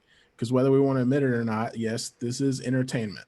Now, there are some promotions that are more geared towards entertainment than the wrestling side of things, but wrestling is a spectator sport. Like you said, Rob, it's a spectator simulated combat. It's meant to entertain and, you know, strike a chord with the crowd. There's different crowds and there's different levels of action movies. There's some action movies that you're like, dude, that was so badass. And then there's some that like half the movie you roll your eyes because you're like, cars don't just blow up like that. And they don't flip over when they hit a rock, and they don't, you know what I mean? But it's man, one of my favorite movies in the world is Roadhouse. And I know that Patrick Swayze probably couldn't really rip out everybody's throat that he came up against, but I want to believe that he could. Like, I'm not talking about Patrick that. Swayze could just like beat the shit out of everybody. I'm talking about the believability and the fact that you see a car on Fast and the Furious driving down the highway and hit a slight bump and do a 360, you know, full and land back on its. That's not realistic, but it's entertaining to that crowd and people pay money to see that. That's not necessarily my cup of tea. I don't see that kind of stuff and go, whoa, that was cool. I see it. And my first thought is like, that would never happen. I see a hashtag NWA fam Fast and Furious free watch. Well, I'm just saying, but that's just an example of just because that's not my thing. And just because I would much rather see a different kind of action movie than that's not as, you know, outlandish. Like, that doesn't mean that there's no validity in that form of entertainment. You're right, man. And to James Lawrence's point in the chat, he says simulated combat in all caps. So I feel like he's yelling that, not cooperation. I agree with you 100%. What my point is that high spots don't have a monopoly on the appearance of cooperation. You can poorly execute the ground game just like you can poorly execute the high spots. But simulated combat, if that's their style, just like you've got judo, jiu-jitsu, taekwondo, MMA, you've got different styles. Pro wrestling is the same way. You've got 5, 6, 7, 8 grand styles of combat. They don't have to seem like cooperation. And when they do, I'm with you, man. It looks fake. It shouldn't look fake. But, the high game doesn't have a monopoly on that. The ground game looks fake more often than not because that's most of the wrestling. It's the biggest population pool. Why are you looking like that, Gary? I just tired think and sad, man. No. I'm not trying to look tired and sad. I just know that we all have to go to bed eventually. But no, I'm just legitimately just thinking like it's weird because I think that we all have our different opinions on what pushes the envelope, right? Like it's like, The Undertaker existed and I don't think I ever cared. Like I was into The Undertaker.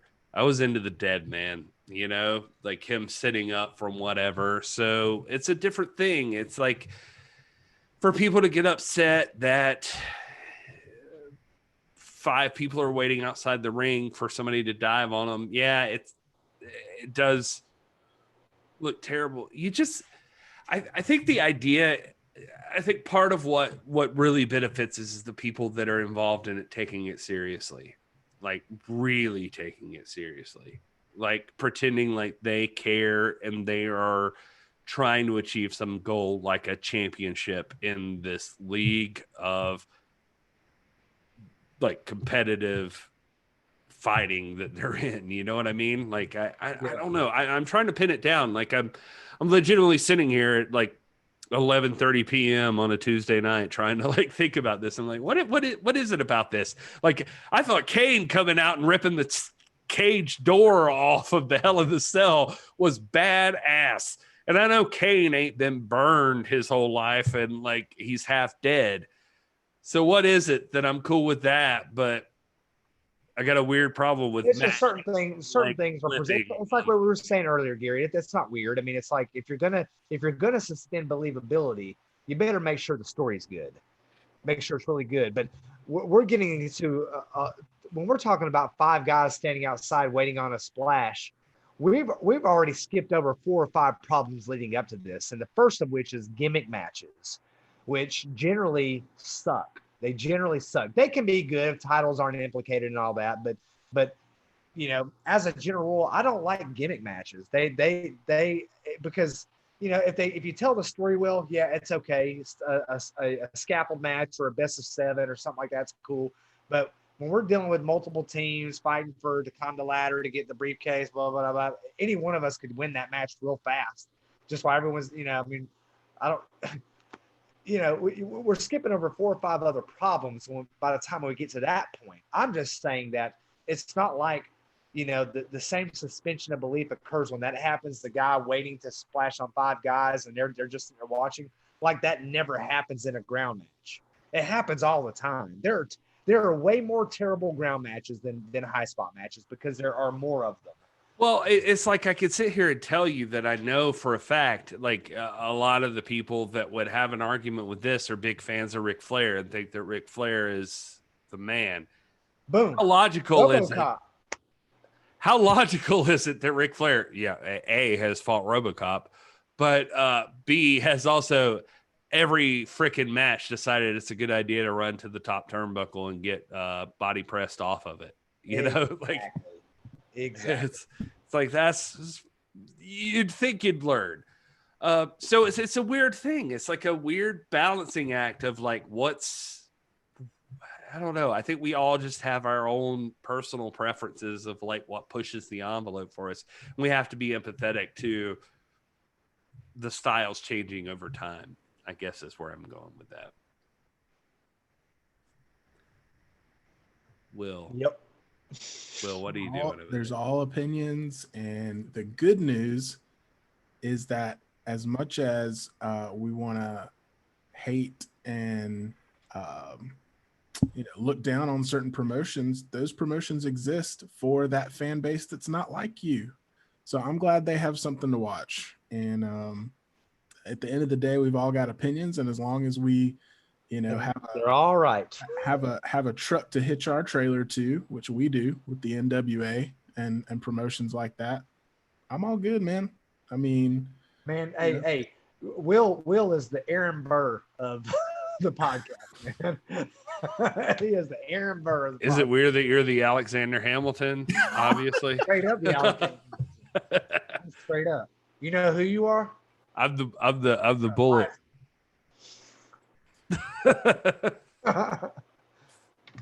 Oh, God help us all. Now you're All right. Skyler. Dude, we could stay here all night and chat with you guys. This has been awesome. And thank you guys so much, everybody who's watching right now, who is not chatting, and everybody who is chatting, who's watching.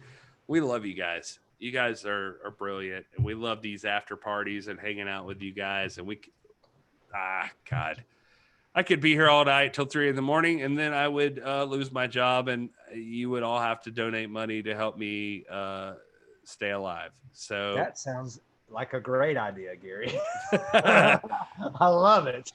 It's not a great idea to my wife. I can guarantee you that. I do want to say this.